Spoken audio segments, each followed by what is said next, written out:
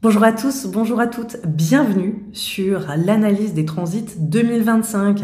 Une année incroyable nous attend. Pourquoi ? Parce que il y a à peu près 5 corps célestes qui vont changer d'un signe à un autre, nous ouvrant à tout un tas de nouveaux enjeux et de territoires à explorer qui s'initie sur cette année 2025. On a à la fois évidemment des planètes rapides, mais on a aussi des planètes lentes qui viennent totalement changer le panorama à la fois collectif et individuel. Dans cet épisode, on va surtout explorer les thématiques collectives généralistes. C'est un état des lieux qui va vous permettre de véritablement savoir les moments, on va dire, les plus fastes de l'année, les moments, je dirais, les plus fluides, les plus gratifiants, où il y a des très belles positions célestes et les moments aussi plus challengeants, plus tendus, où il y a des thématiques aussi qui vont ressortir d'un point de vue généraliste et collectif. Donc c'est déjà quelque part l'occasion de faire un peu le point et de voir comment se rythme cette année et les flux en fait qu'elle vient mettre en avant. Il faut savoir que cette année elle est particulière parce qu'on commence l'année sur une série de rétrogrades particulièrement, on va dire, challengeants, qui peuvent nous mettre au défi d'une certaine transformation. Entre le mois de janvier au mois d'avril, il peut se passer énormément de transitions, à la fois dans le discours et l'arc narratif collectif, mais aussi dans nos propres vies, en fonction du contexte dans lequel nous nous trouvons. Mais ensuite, dès la saison estivale, de nombreux corps célestes vont changer de signe à la fin du printemps et ouvrir une sorte de parenthèse durant cette année où la période estivale sera pleine de renouveau et de nouvelles initiatives qui vont nous apporter plus de gratification et surtout des opportunités de voir fructifier nos projets et nos initiatives. Pour ceux et celles qui ne me connaissent pas, il faut savoir que durant chaque saison, je propose un horoscope signe par signe. Donc tous les transits que vous allez découvrir dans cet épisode, vous pourrez avoir une analyse, on va dire, plus personnalisée qui va vous aider à comprendre les dynamiques qui s'offrent à vous et les thématiques que vous êtes amené à explorer et que je vais vous proposer à chaque solstice et à chaque équinoxe. Donc en fonction du moment où vous écoutez cet épisode d'analyse des transits 2025, il se peut déjà que l'horoscope de l'hiver 2025 soit sorti ou que l'horoscope du printemps soit sorti et ainsi de suite. Donc vraiment regardez ma chaîne YouTube ou les autres épisodes de podcast afin d'aller approfondir les thématiques de la saison dans laquelle vous vous trouvez en ce moment. Pour ceux et celles qui veulent peut-être aller plus loin et avoir aussi un compte-rendu écrit plus personnalisé, sachez que je propose une offre qui s'appelle Trajectoire, une feuille de route annuelle où je vous fais des analyses signe par signe, mais en vous proposant des conseils pour la saison. Donc ça va vraiment vous permettre d'introspecter, de poser des intentions, de faire le point et aussi de vous placer des objectifs clairs pour bénéficier quelque part au mieux des cycles en cours et surtout de faire peut-être preuve de plus de prévoyance et d'anticiper potentiellement un peu plus les choses sur le plan astrologique. Donc Trajectoire, c'est surtout une offre pour vous apporter plus de confiance, de conscience et vous aider à vous orienter avec l'esprit plus clair. Je vous invite aussi à regarder sous cet épisode pour découvrir plus en profondeur de quoi il retourne avec Trajectoire. Je vais vous laisser maintenant découvrir les slides, les explications de cette année 2025, saison après saison. N'hésitez pas à me dire ce que vous en pensez, à aussi faire part, je dirais, de vos observations aussi si vous écoutez cet épisode au fur et à mesure de l'année 2025, voir un petit peu ce qui s'est passé, est-ce que ça correspond, est-ce que ça correspond pas, c'est tout à fait possible aussi. Voilà, il est bon d'ouvrir le débat sous cet épisode et de voir un petit peu comment, justement, ces choses ont pu apparaître. Il faut savoir qu'avec l'astrologie, on est toujours éminemment surpris de la forme que les choses vont prendre. Donc j'ai vraiment hâte de découvrir avec vous véritablement les enjeux de cette année et comment est-ce qu'ils vont pouvoir se révéler à nous. Donc autant en parler ensemble sous cet épisode. Juste une chose, avant de regarder, n'oubliez pas de vous abonner, de laisser un commentaire, d'en parler autour de vous, de partager cet épisode ou d'écouter les autres épisodes de l'art de l'astrologie et des horoscopes qui, je l'espère, vous apporteront beaucoup plus de visibilité sur les enjeux que vous vivez en ce moment. Je vous retrouve tout de suite pour l'analyse des saisons transit après transit.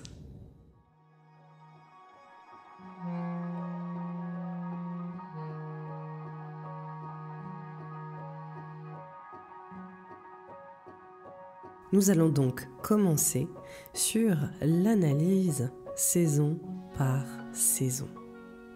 Donc, pour les transits de l'hiver 2025, on peut tout de suite voir que cette saison est marquée par plusieurs grands transits significatifs. On a déjà au mois de janvier Mars rétrograde dans le signe du Cancer en opposition à Pluton, et le nœud nord qui bascule dans le signe des Poissons. Ensuite, en février, on voit que Mars redevient direct et Neptune sera en conjonction au nœud nord. En mars, on note que Neptune entre dans le signe du Bélier, donc un transit extrêmement important, mais durant cette même période, on a aussi une rétrogradation de Vénus et Mercure, tout comme les éclipses. Donc on voit que clairement, la saison hivernale est plutôt chargée, il se passe beaucoup de choses. On voit aussi que c'est le début de l'année 2025, donc beaucoup de choses sont remises en question par la triple rétrograde en fait de Mars, Mercure, Vénus durant cette période. Les éclipses, mais aussi Neptune qui rentre dans le signe du Bélier et qui vient quelque part commencer à créer une sorte de grand changement de fond qui donne une nouvelle tonalité. Donc on va explorer littéralement ce qui se passe mois par mois. Je vais aussi vous parler des thématiques qui sont mises en avant aussi au niveau général. Je voulais vous rappeler aussi que tout ce que je vais dire peut à la fois concerner la France, peut aussi concerner des thématiques qui peuvent adresser des enjeux sur la scène internationale.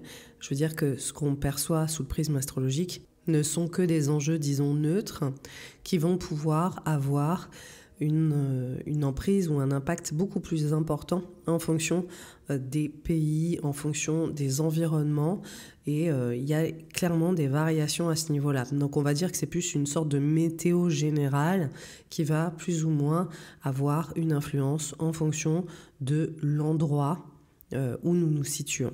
Donc on va commencer au mois de janvier. Ce mois qui initie l'année 2025 est porté par la rétrograde de Mars qui bascule dans le signe du Cancer. Et Mars bascule dans le signe du Cancer dès le 6 janvier, donc après une période dans le signe du Lion. Et on voit que juste avant qu'il bascule dans ce signe du Cancer, il y a une opposition de Mars à Pluton. Donc ça, c'est quand même une période qui est particulièrement importante. Il y aura une sorte de tension quand même qui arrivera à son paroxysme durant cette période. On voit qu'on commence l'année dans un climat qui n'est pas vraiment apaisé. Et ça, encore une fois, ça peut ressortir d'un point de vue, je dirais, généraliste sur la scène internationale. Ça peut aussi ressortir d'un point de vue individuel dans nos propres vies en fonction de nos thèmes respectifs. On voit aussi que clairement, cette opposition de Mars en rétrogradation dans le signe du Lion à Pluton dans le signe du Verseau, qui a fait son entrée définitive il y a déjà quelques mois, vient vraiment exacerber la place de Pluton dans le signe du Verseau. Donc là, on voit véritablement qu'il y a une espèce d'opposition entre démocratie portée par le signe du Verseau, autocratie. On voit aussi potentiellement une sorte d'altercation qui peut s'opérer autour de tout ce qui concerne la lutte des classes, clairement, parce que Mars en rétrogradation en Lion pourrait symboliser la notion du privilège qui est largement remis en question, et le pouvoir, l'impact du privilège ou des plus privilégiés. Et on voit que Pluton est le synonyme d'une transformation voulue par la masse, le collectif, le peuple. Ce qu'on voit, c'est donc que c'est dans un climat particulièrement tendu que vient, entre guillemets, s'opérer ce début d'année 2025. On voit aussi que ce mois de janvier, c'est le mois de l'investiture du nouveau président des États-Unis, Trump. Donc on voit que c'est dans un climat plutôt lourd, plutôt difficile que cette nouvelle présidence prend forme. Cette opposition, elle a lieu le 3 janvier. Et on voit en fait qu'on arrive à ce niveau d'apogée de cette rétrogradation de Mars qui se fait juste au tout début janvier. Donc on voit que y a de plus en plus de tensions, et ça c'est pas entre guillemets seulement en France, c'est aussi à l'étranger, c'est aussi ailleurs. Il y a une espèce de ras-le-bol d'un certain système qui est mis en place et on voit vraiment que la place de Pluton en Verseau est magnifiée par la rétrogradation de Mars et cette échelle de classe l'est d'autant plus.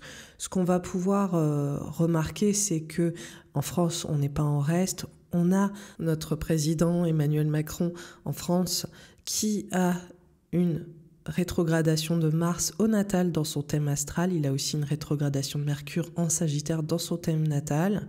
Et en fait, là, c'est particulièrement important. Je l'ai évoqué dans la dernière analyse des transits 2024. J'évoquais de quelle façon il pouvait y avoir un tournant majeur dans la politique française lié à cette période du mois de décembre et à quel point c'est un point de bascule. Donc on y est aussi, on voit qu'il y a quand même les cartes qui se redistribuent et on voit que même si les choses, là en ce mois de décembre 2024, sont déjà tendues, on voit peut-être qu'il y a une sorte de côté éruptif sur le début de janvier ou sur le mois de janvier de manière générale. Donc on peut s'attendre à un climat qui est un peu plus explosif, potentiellement un peu plus aussi dans un désir de déconstruction ou de destruction aussi qui peut s'opérer avec cette opposition Mars-Pluton, dans le sens où il y a quelque chose qui est obsolète et il y a peut-être des résistances qui sont faites de part et d'autre du globe pour défaire certains systèmes qui ne viennent privilégier qu'une poignée d'individus. À partir du 6 janvier, on a Mars qui continue sa rétrogradation, mais dans le signe du Cancer. Et donc là, on voit vraiment que c'est les structures fondamentales de sécurité qui sont mises en avant. Donc en l'occurrence, c'est le foyer, la maison, mais aussi ces institutions qui nous abritent dans l'archétype du Cancer qui est typiquement un signe très patriotique qui vient, entre guillemets, révéler en fait le clan à l'échelle intime, le clan à l'échelle collective et les communautés et comment est-ce qu'on vient se protéger les uns les autres et comment aussi on est censé en tant qu'institution protéger le peuple. Donc on voit que là c'est plutôt ce côté systémique, étatique, comment est-ce qu'on vient peut-être déconstruire ça aussi et comment est-ce qu'on vient voir comment l'impact de ces fameux privilèges menés par la rétrogradation du signe du Lion viennent impacter les structures qui nous abritent. Il faut savoir aussi que le signe du Cancer, c'est un signe qui nous parle de bien-être physique, mental, qui nous parle de soins, qui nous parle d'accompagnement, qui nous parle de corporalité. Donc il y a aussi une sécurité très très physique. Il faut savoir aussi que il vient assurer nos arrières, entre guillemets, et représenter ce qui est censé assurer nos arrières. Et là, ce qu'on voit véritablement en ce moment, déjà aux États-Unis, avec Luigi Mangione, qui a été arrêté pour le meurtre d'un grand dirigeant d'une assurance, et les problématiques autour du système de santé aux États-Unis qui créent de plus en plus de tensions à un tel point que ça vient carrément unir la population démocrate à la population républicaine. On voit qu'il y a quand même une scission qui est tellement profonde dans un pays qui manque à protéger son peuple autour d'un système équitable qui ne viendrait pas, encore une fois, seulement protéger les plus riches. Là, on voit qu'il y a quelque chose qui se passe, sachant que le profil de Luigi Mangione correspond très fortement à une thématique qui va être présente avec beaucoup plus d'ampleur durant la conjonction Saturne-Neptune dans le signe du Bélier. Donc ça, on va en parler.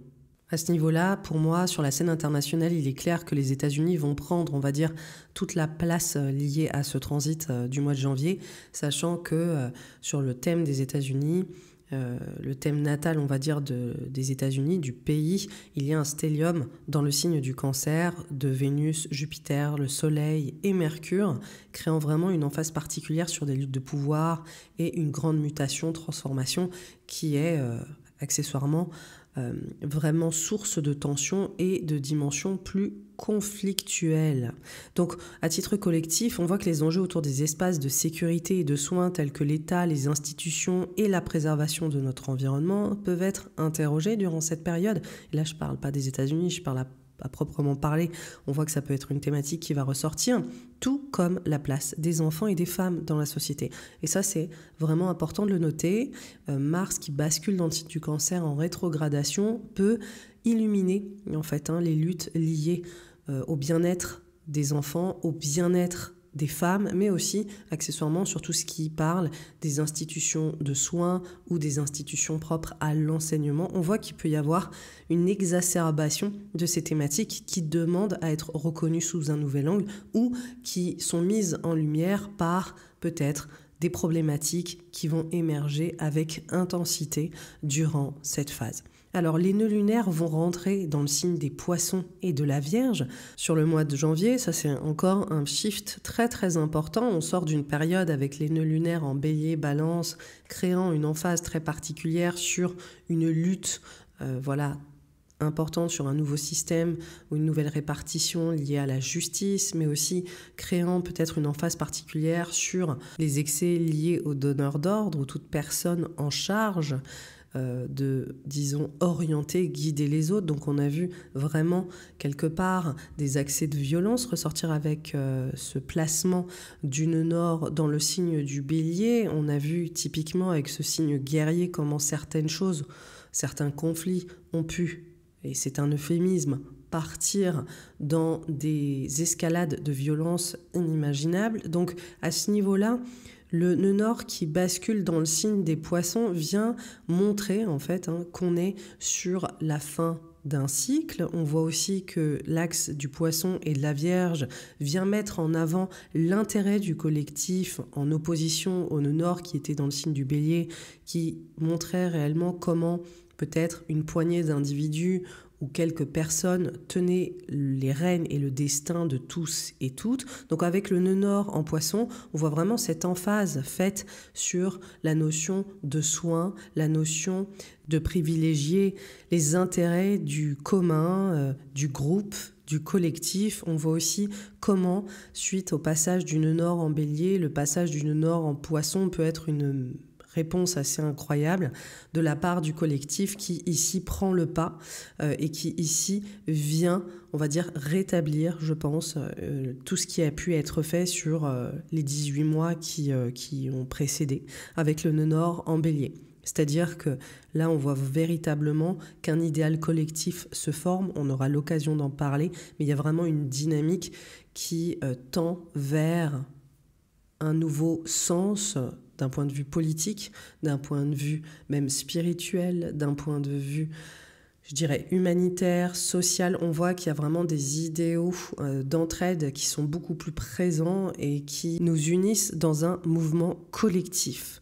Évidemment, dans le processus, on peut voir aussi à quel point on est arrivé à bout d'un certain système, à quel point il y a des manques, des crises humanitaires, à quel point il y a une déflagration qui peut rentrer en ligne de compte dans cette dynamique. C'est-à-dire, on va vraiment voir les conséquences des 18 mois qui ont précédé avec le nœud nord en Bélier, avec les excès qui ont pu en ressortir. On va pouvoir faire le point là-dessus et mesurer l'impact de tout ce qui a pu se passer.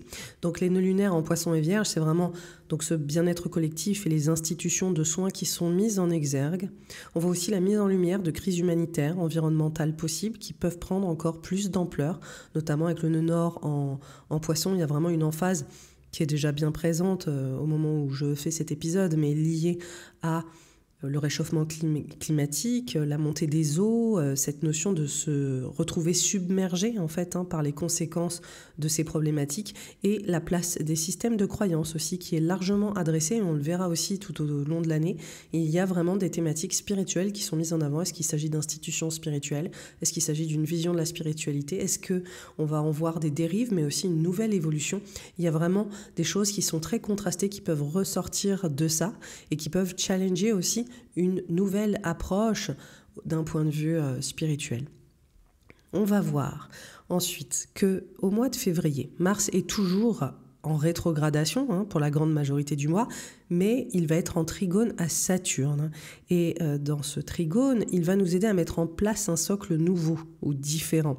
On voit que ce trigone, il va s'opérer le 9 février et dans cette équation, il va aussi nous permettre, d'un point de vue collectif, de mesurer l'efficacité finalement des changements qui sont en cours et la création des structures différentes afin de répondre aux problématiques soulevées par la rétrogradation de Mars en Cancer. Donc c'est très intéressant parce que autant on a eu un mois de janvier qui a été très challengeant dès le départ. Dès les premières semaines du mois de janvier, il y a eu quelque chose qui nous a profondément, je dirais, bousculé, avec le constat qu'il y a quelque chose qui ne fonctionne pas d'un point de vue collectif ou individuel, avec des enjeux environnementaux possibles, avec des enjeux de territoire, avec des changements dans les structures étatiques de toutes parts. Il y a vraiment une sorte de réaction qui est très forte et qui est aussi liée à ce qui s'est passé au mois de décembre. Donc on voit qu'il y a un pivot qui s'opère, mais en février, on voit que quelque part, dans cette évolution, on peut commencer, et ça c'est à titre individuel, et aussi collectif, à trouver notre compte ou à trouver une certaine forme de réforme qui peut s'opérer parce que Mars est en accord avec Saturne en Poisson et c'est vraiment cette prise de conscience qu'il n'y a que la transformation qui est possible aujourd'hui, il n'y a que la fin en fait d'un chapitre ou d'une étape qui est largement constatée et on voit qu'on peut trouver quelque part dans cette adversité particulière des solutions nouvelles. Donc il y a quelque chose de soutenant avec ce trigone Mars en Cancer rétrograde et Saturne en Poisson. On a des aspects aussi qui sont importants. On a Mars en carré à Chiron sur le mois de février, qui va être également assez important. Et on a le nœud nord qui est conjoint à Neptune. Donc on a sur ce plan-là un nouvel idéal pour mesurer à quel point nous devons nous entraider et guérir peut-être une faille ouverte symbolisée par Chiron en Bélier, déjà d'une part, mais aussi par cette rétrogradation de Mars dans le signe du Cancer. Ce cumul entre Mars en carré à Chiron et la conjonction du nœud nord à Neptune, il y a vraiment une sorte de surenchère autour de prises de conscience collective très importantes, autour de failles à adresser qui sont bien visibles.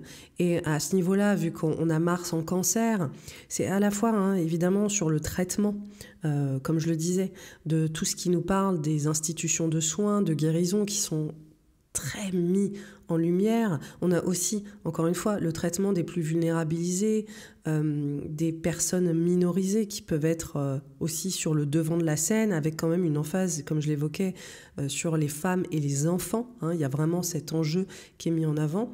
Et encore une fois, il peut y avoir un autre rapport qui s'opère autour des systèmes de croyances avec Neptune qui peut prendre une nouvelle dimension ou en tout cas qui peut nous montrer certaines choses sous un nouvel angle. C'est intéressant parce que la conjonction de Nord-Neptune peut apporter des choses très belles, très visionnaires, mais peut aussi montrer sous le prisme astrologique des dimensions où il y a un débordement qui peut être en cours. Parce qu'en plus, on est sur les derniers moments de Neptune en Poisson. Donc c'est vraiment une apothéose qui est en train de se faire sur un transit qui a duré environ 14 ans. Donc on n'est pas sur une période, je dirais, anecdotique. On commence l'année en réalisant qu'il y a peut-être un nouveau système quelque part qui doit être mis en exergue sur la façon dont nous traitons les crises humanitaires, les thématiques environnementales en fait, tout simplement. Comment est-ce que nous pouvons nous allier ensemble pour s'entraider? Ça c'est très Neptune en Poisson, mais Neptune en Poisson en conjonction de Nord, il peut y avoir des débordements, il peut y avoir des thématiques aussi où on se sent un peu dépassé. Donc il y a vraiment ce constat il faut qu'on crée peut-être une nouvelle manière d'aborder cette sécurité à la fois individuelle et collective et comment est-ce qu'on peut assurer nos arrières, nous protéger dans le processus en mettant en lumière les choses qui méritent d'être guéries ou les choses qui méritent d'être soutenues. Voilà, donc il y a vraiment ces enjeux-là qui peuvent ressortir à l'échelle individuelle et collective. Le cancer, c'est vraiment tout ce qui est étatique, territoire, c'est aussi tout ce qui traite les femmes, les enfants, qui est ici particulièrement, je pense, détonateur des enjeux de ce mois de janvier et février. Ensuite, on arrive au mois de mars. Alors, c'est le mois le plus chargé de la saison, qu'on soit clair. Il se passe déjà beaucoup de choses, c'est sûr, mais là, ce mois de mars, il vient vraiment créer ce point de culmination. Pourquoi ? Parce que on voit qu'une double rétrograde de Mercure et Vénus en Bélier bascule ensuite dans le signe du Poisson. Donc on voit vraiment ces deux corps célestes qui s'allient ensemble du Bélier au Poisson pour vraiment, on va dire, ancrer au maximum les prises de conscience qui se sont déjà opérées sur les 2 mois précédents. On voit aussi qu'il y a des éclipses en Vierge et en Bélier, puis l'entrée de Neptune en Bélier. qui fait culminer finalement une transition très importante sur les rapports de domination, sur les conflits qui peuvent être aussi glorifiés sous le prisme des croyances ou des idéologies politiques.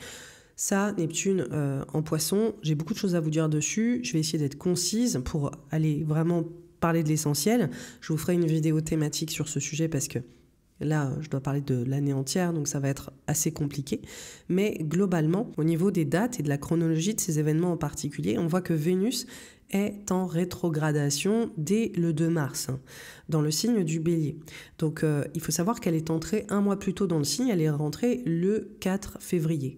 Donc ça aussi, c'est très important de voir ce qui se passe en février globalement, parce que ça nous donne déjà des enjeux qui sont largement mis en lumière un mois avant la rétrogradation officielle, le 2 mars. Donc là, Vénus en Bélier, elle vient vraiment appuyer déjà des enjeux qui vont être d'autant plus mis en exergue sur la fin du mois parce que le 29 mars, on a une éclipse solaire en Bélier. Donc c'est une période, pareil, qui vient vraiment célébrer la fin du passage des nœuds dans le signe du Bélier, qui vient aussi être culminée par une éclipse dans la foulée. Donc il se passe beaucoup de choses pour nous sur le plan relationnel, sur le plan émotionnel, sensible, quels sont nos échanges en fait avec les autres en profondeur dans nos relations à la fois intimes mais aussi plus, on va dire, contractuelles, des relations aussi plus commerciales. On voit vraiment que Vénus s'adresse à la fois à nos ressources matérielles, financières, comment est-ce que on se sent estimé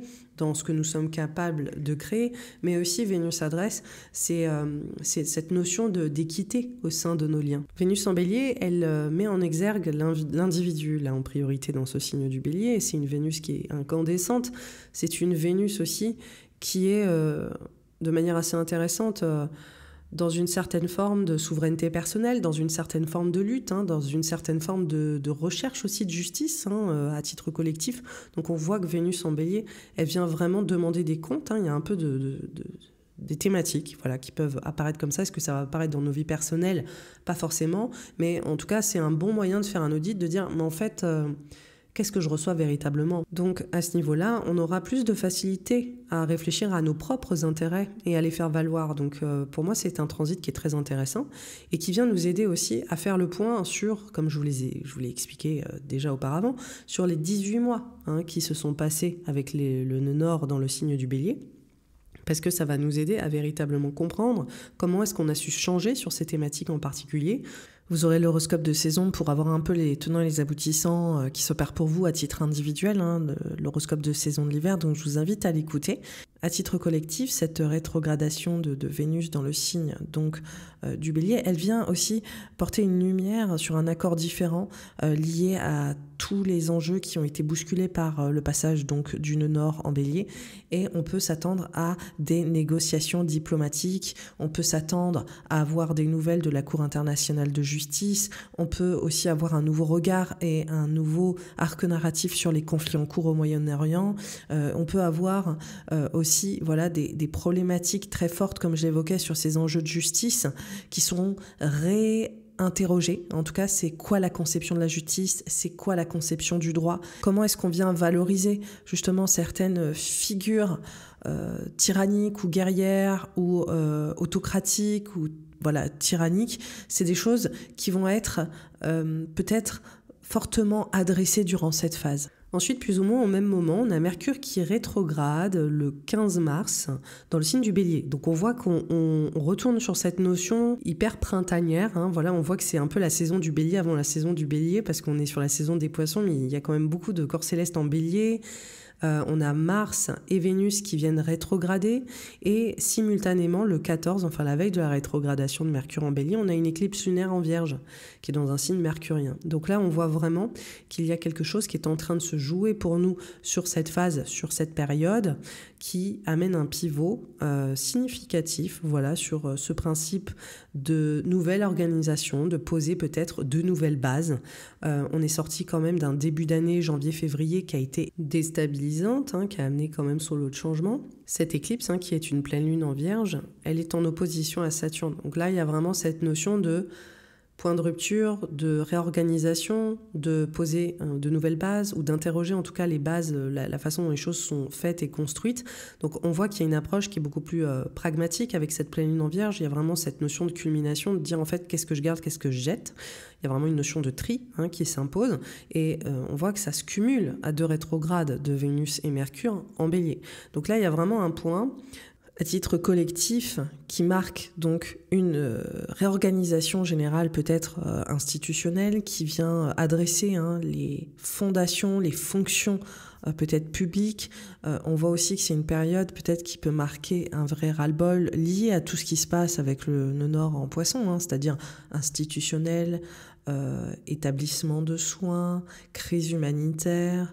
Avec cette phase, il y a vraiment ce côté comment est-ce qu'on vient en soutien aux autres? Comment est-ce qu'on assure justement peut-être l'organisation générale pour venir en aide? Donc on voit peut-être des remaniements s'opérer et puis des problèmes d'organisation quand même plus larges. Il y a vraiment cette sensation de blocage avec l'opposition, avec Saturne. La Vierge, elle est là pour adresser vraiment le rouage des choses, la mise en place des choses. Et avec la double rétrogradation de Mercure et Vénus simultanément, il y a quelque chose qui passe pas. Et en fait, pour être tout à fait exact, la rétrogradation de Mercure en Bélier, c'est littéralement le lendemain de cette éclipse. Donc là, on voit que il y a vraiment cette espèce d'apogée après cette lunaison, cette éclipse lunaire. Il y a vraiment le constat de c'est bloqué. Il y a quelque chose qui s'arrête, qui bloque, qui ne fonctionne plus. Donc on peut voir peut-être qu'à ce moment-là, il y a des grèves en France typiquement, où il y a des remaniements, il y a des choses, il y a des décisions aussi qui sont prises peut-être par les institutions, où il y a peut-être des décisions qui vont venir créer un effet un peu domino et amener un blocage général. Ça peut être en France, ça peut être aussi ailleurs. Il y a cette espèce de crise un peu autour du principe de justice. Comme je l'ai dit, voilà, Vénus et Mercure en Bélier viennent adresser le principe de droit et viennent adresser le principe de justice. On voit qu'il y a cette tension, on voit qu'il y a de l'adversité, on voit qu'il y a des conflits avec Vénus et Mercure en Bélier. Voilà.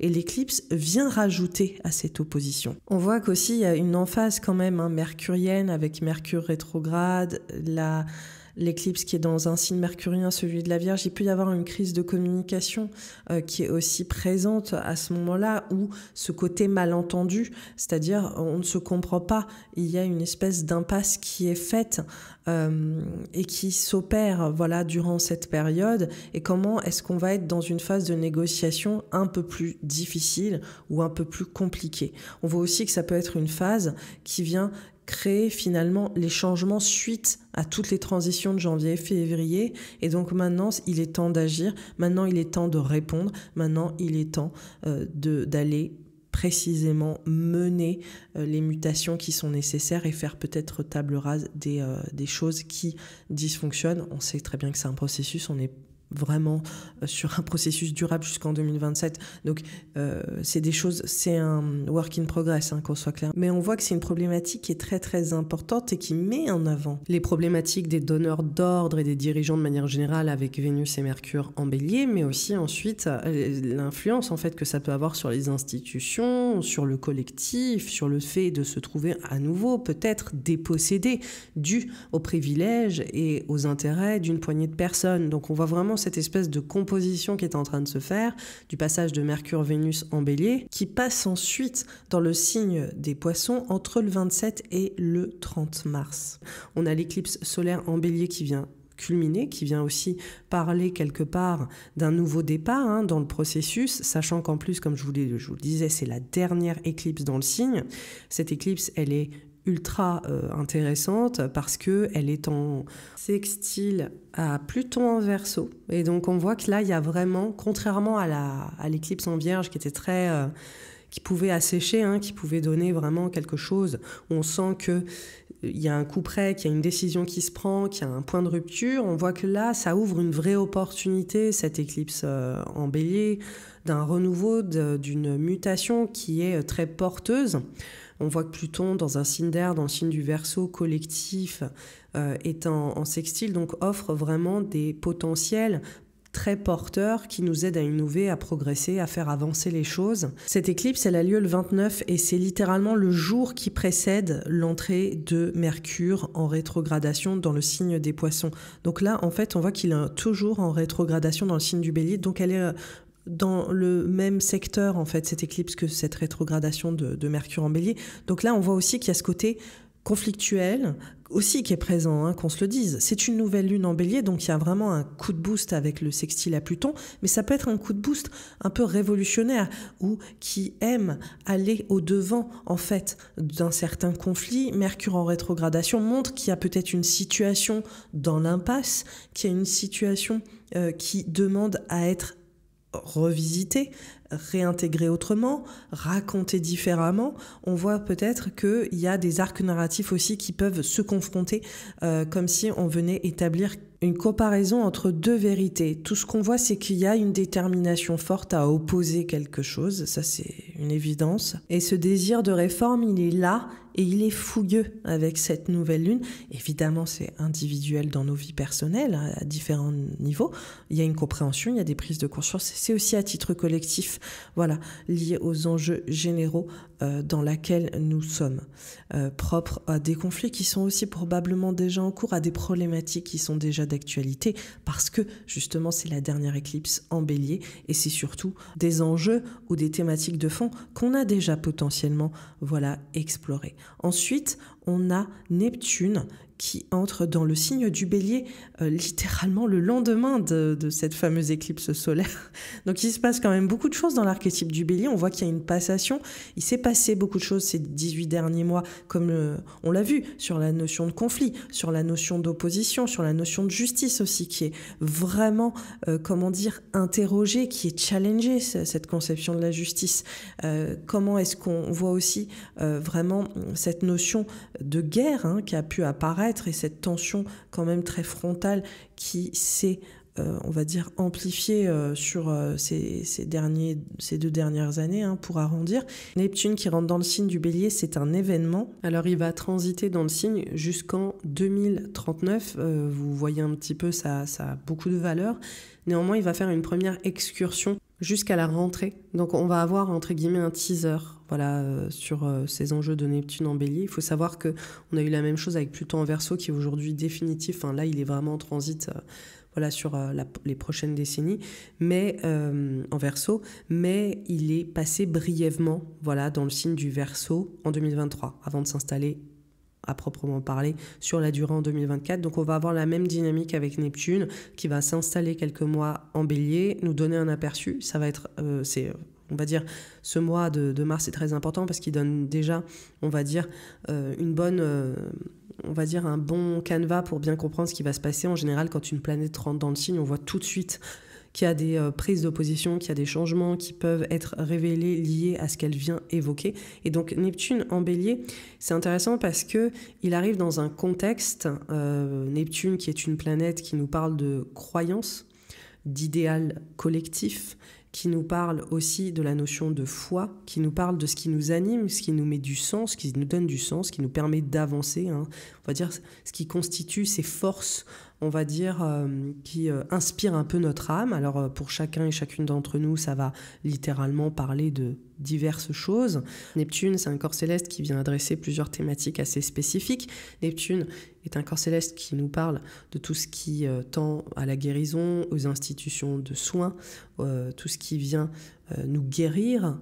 En l'occurrence, c'est aussi un corps céleste qui nous parle de spiritualité, qui nous parle de croyance et de foi dans la religion, mais aussi dans toutes sortes de manifestations de sujets qui sont affiliés à ces notions-là.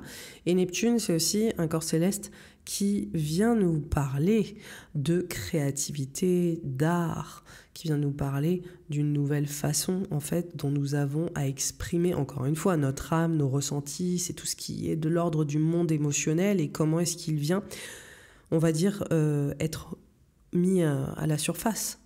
Donc il y a vraiment aussi cette notion d'expression de la créativité, d'expression culturelle, par quoi nous sommes, galvanisés, littéralement. Quelles sont les idées qui nous permettent de transcender nos limites? C'est ça, Neptune. Donc, à ce niveau-là, ça vient vraiment nous montrer ce qui nous porte, littéralement, on va dire d'un point de vue collectif, et ce qui vient animer les esprits jusqu'en 2039. Donc là, on est sorti d'une phase où on avait Neptune en Poisson qui a largement remis le principe de spiritualité sur le devant de la scène. On a eu, on va dire, une nouvelle vague, une nouvelle dimension à la spiritualité qui a émergé pour le meilleur et aussi pour le pire. On a eu, on va dire, des extrémismes ou une espèce de dogmatisme religieux qui a pu prendre plus d'ampleur avec Neptune en Poisson. Particulièrement quand on avait des placements aussi qui venaient l'activer. En 2022, on a eu une résurgence, une nouvelle vague assez spirituelle qui a pu ressortir suite aussi à la Covid. On a eu aussi en 2016 Saturne en Sagittaire qui est venu se mettre en carré à Neptune en Poisson, qui a activé ces extrémismes religieux de part et d'autre en 2015-2016. Donc on voit qu'il y a eu des moments comme... Il y en a d'autres des moments, là je vous l'ai dit, il est plus récent, mais je veux dire qu'il y a des moments charnières spécifiques qui vont ressortir là avec l'entrée de Neptune en Bélier. Et donc je ferai une vidéo dédiée où je vous parlerai de ces moments potentiellement où il y aura vraiment cette activation très forte de Neptune en Bélier. Mais par le passé, là, avec les dates que je vous ai dites, Neptune en Poisson était dans son propre signe. Donc le Poisson, c'est un signe qui nous parle exactement comme Neptune, de guérison, de soins, de religion, de croyances, des besoins collectifs, de crise humanitaire, de comment est-ce qu'on peut faire corps ensemble pour avancer, pour se venir en aide les uns les autres, et comment ça peut faire... il peut y avoir une faillite à ce niveau-là, une faillite morale, une faillite spirituelle, mais aussi comment, en réaction à ça, il peut aussi y avoir de nouvelles dimensions qui sont initiées durant cette période, comme s'il y avait une nouvelle dynamique qui pouvait s'imposer. Donc là, ça va être pareil avec Neptune en Bélier. Alors je vous donne un petit peu des mots-clés pour comprendre ça, même si je l'adresserai plus profondément.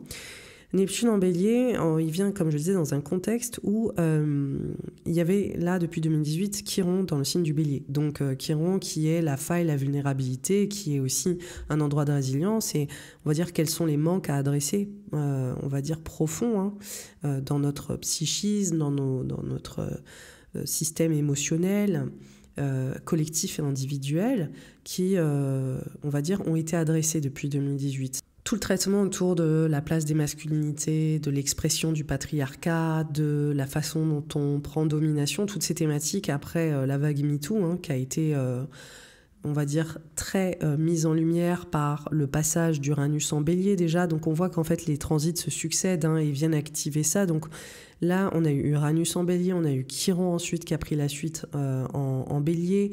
Maintenant, on va avoir Neptune. Donc on voit qu'il y a ce travail de fond qui est fait sur c'est quoi en fait le fait de guider, c'est quoi l'idée, quelles sont les figures qui prennent position comme leader, comment est-ce qu'on a le dessus, comment est-ce que c'est important de ne pas user aussi de ce pouvoir de guide, de leader. C'est toutes ces questions qui sont mises en avant. Ça vient adresser aussi toute cette fantasmagorie autour de la masculinité, dans ce qu'elle a de plus beau, dans ce qu'elle a de plus problématique.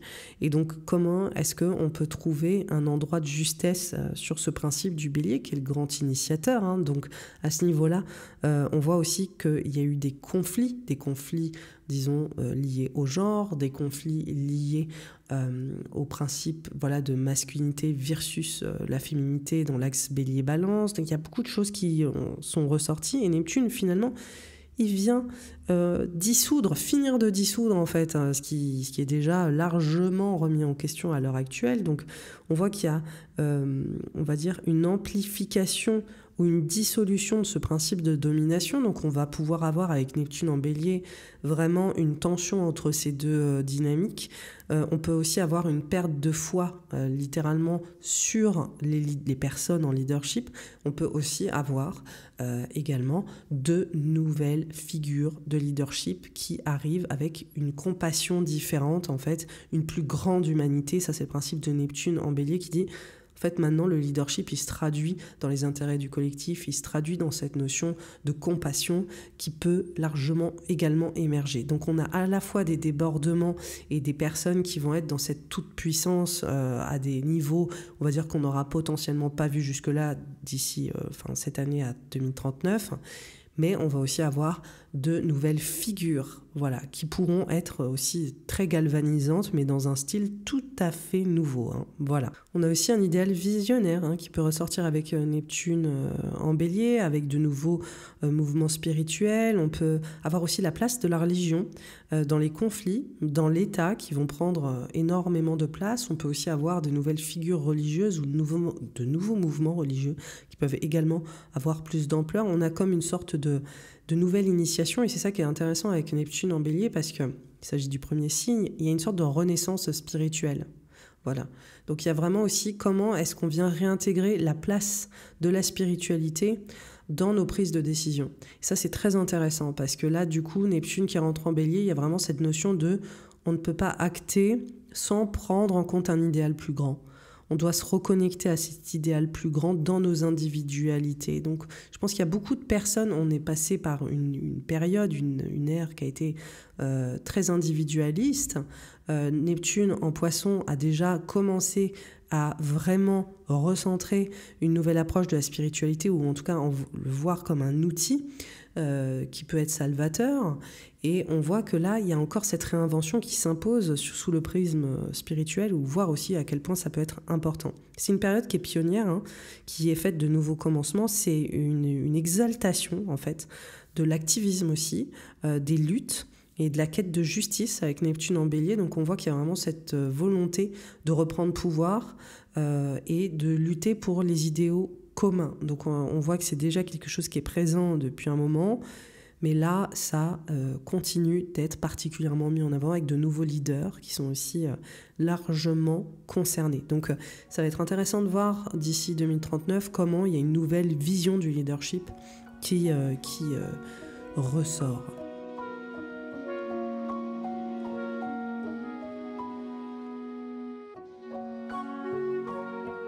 Maintenant, on va passer à la prochaine saison. La prochaine saison, il s'agit des transits du printemps. Alors, on voit tout de suite que sur cette saison printanière, on a le mois d'avril avec une opposition Mars-Pluton. Donc, on l'a déjà vu, cette opposition, on l'a vu au mois de janvier.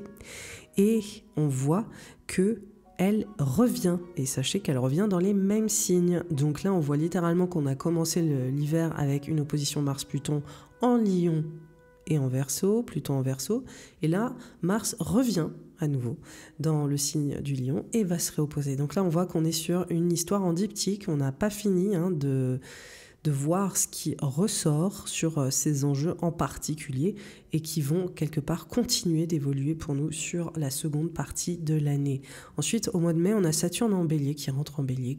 Autre grand changement majeur qui va largement amplifier les thématiques de transition qui s'ouvrent en 2025. Et puis au mois de juin, nouvelle ingresse de planète, Jupiter en Cancer qui rentre dans le signe.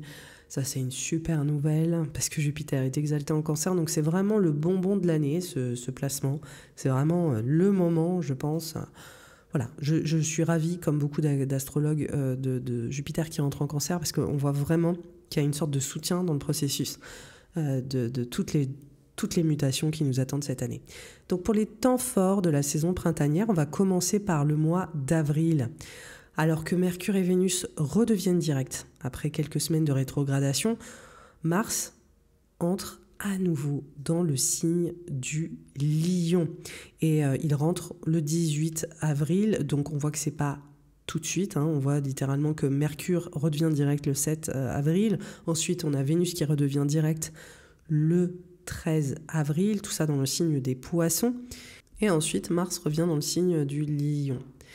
Après son passage en rétrogradation en décembre et en janvier, parce qu'on a vu qu'il est rentré le 4 novembre 2024 en Lion, de manière directe. Ça a été un passage très, je dirais, dynamique, très engageant, ce début en fait de transit de Mars en Lion en novembre. Ensuite, il a été en rétrogradation en décembre jusqu'au début janvier, où il a fait une opposition le 3 à Pluton. Donc là, on voit que quelque part, on remet le couvert sur cette thématique. On voit que c'est vraiment une histoire à épisodes, et vous allez voir, ça va réapparaître encore à nouveau dans l'année.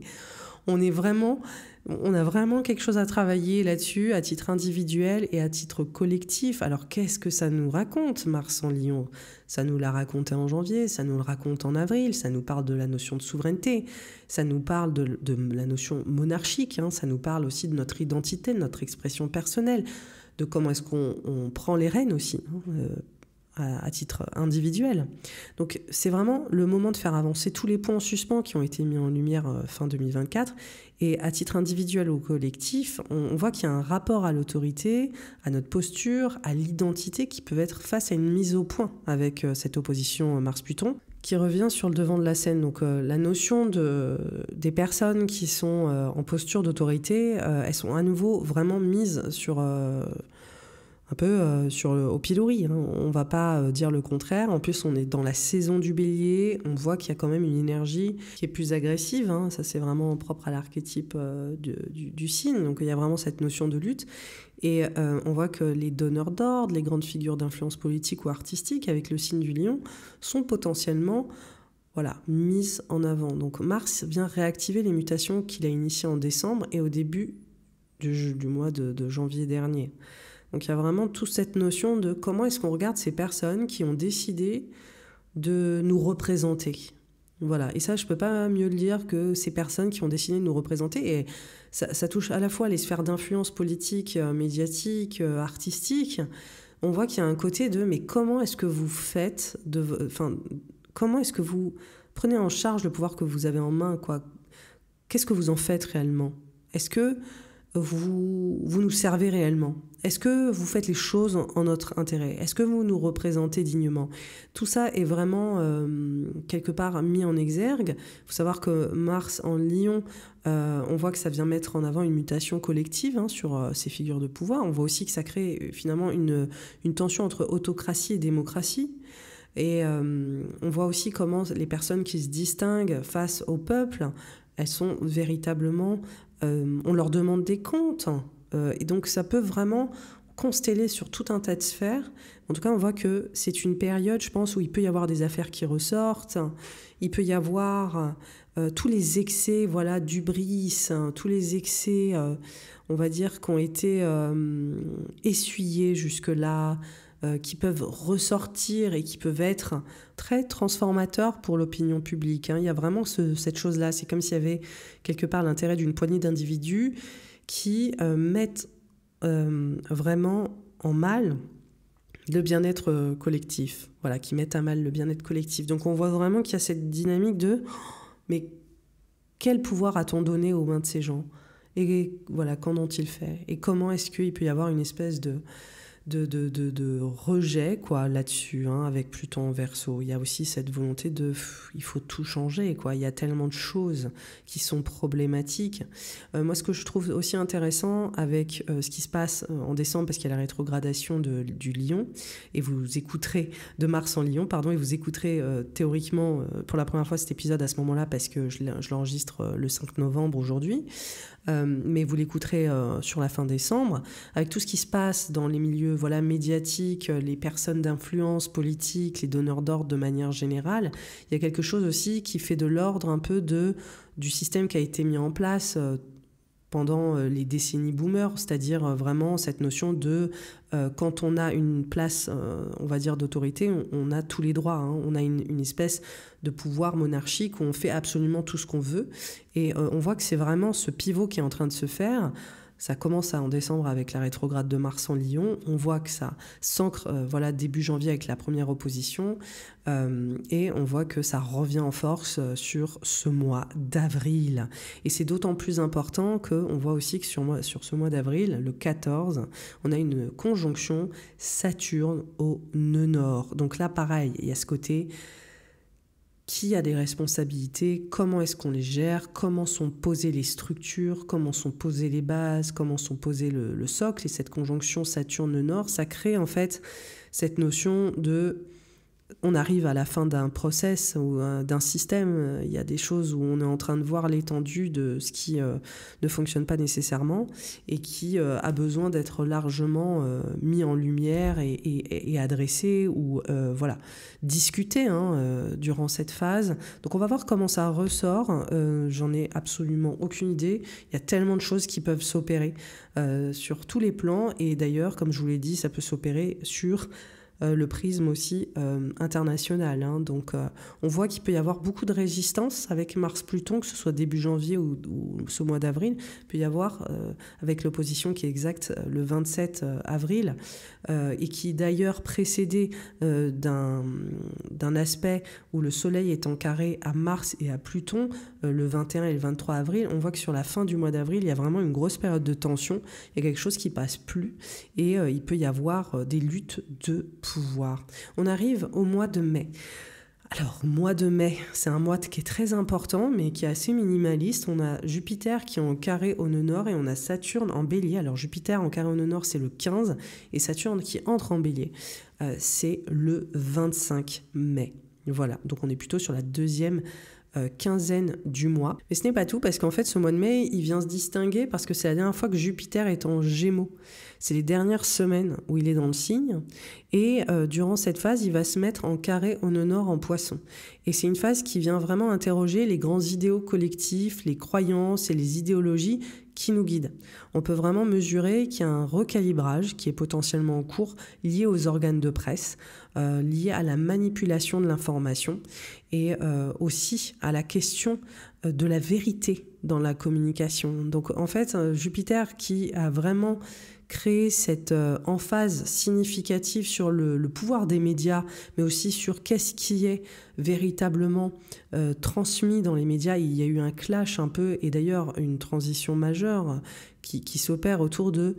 il y a, on va dire, l'information qu'on nous donne en surface, mais aussi comment, on va dire, les civils, les personnes comme vous et moi, les créateurs de contenu, tous les systèmes annexes de communication qui pullulent, vont donner une autre voix, vont donner d'autres informations, d'autres échanges. Et donc on a vu avec Jupiter en Gémeaux, qui est un signe, on va dire, double, il y a vraiment cette dynamique de clivage.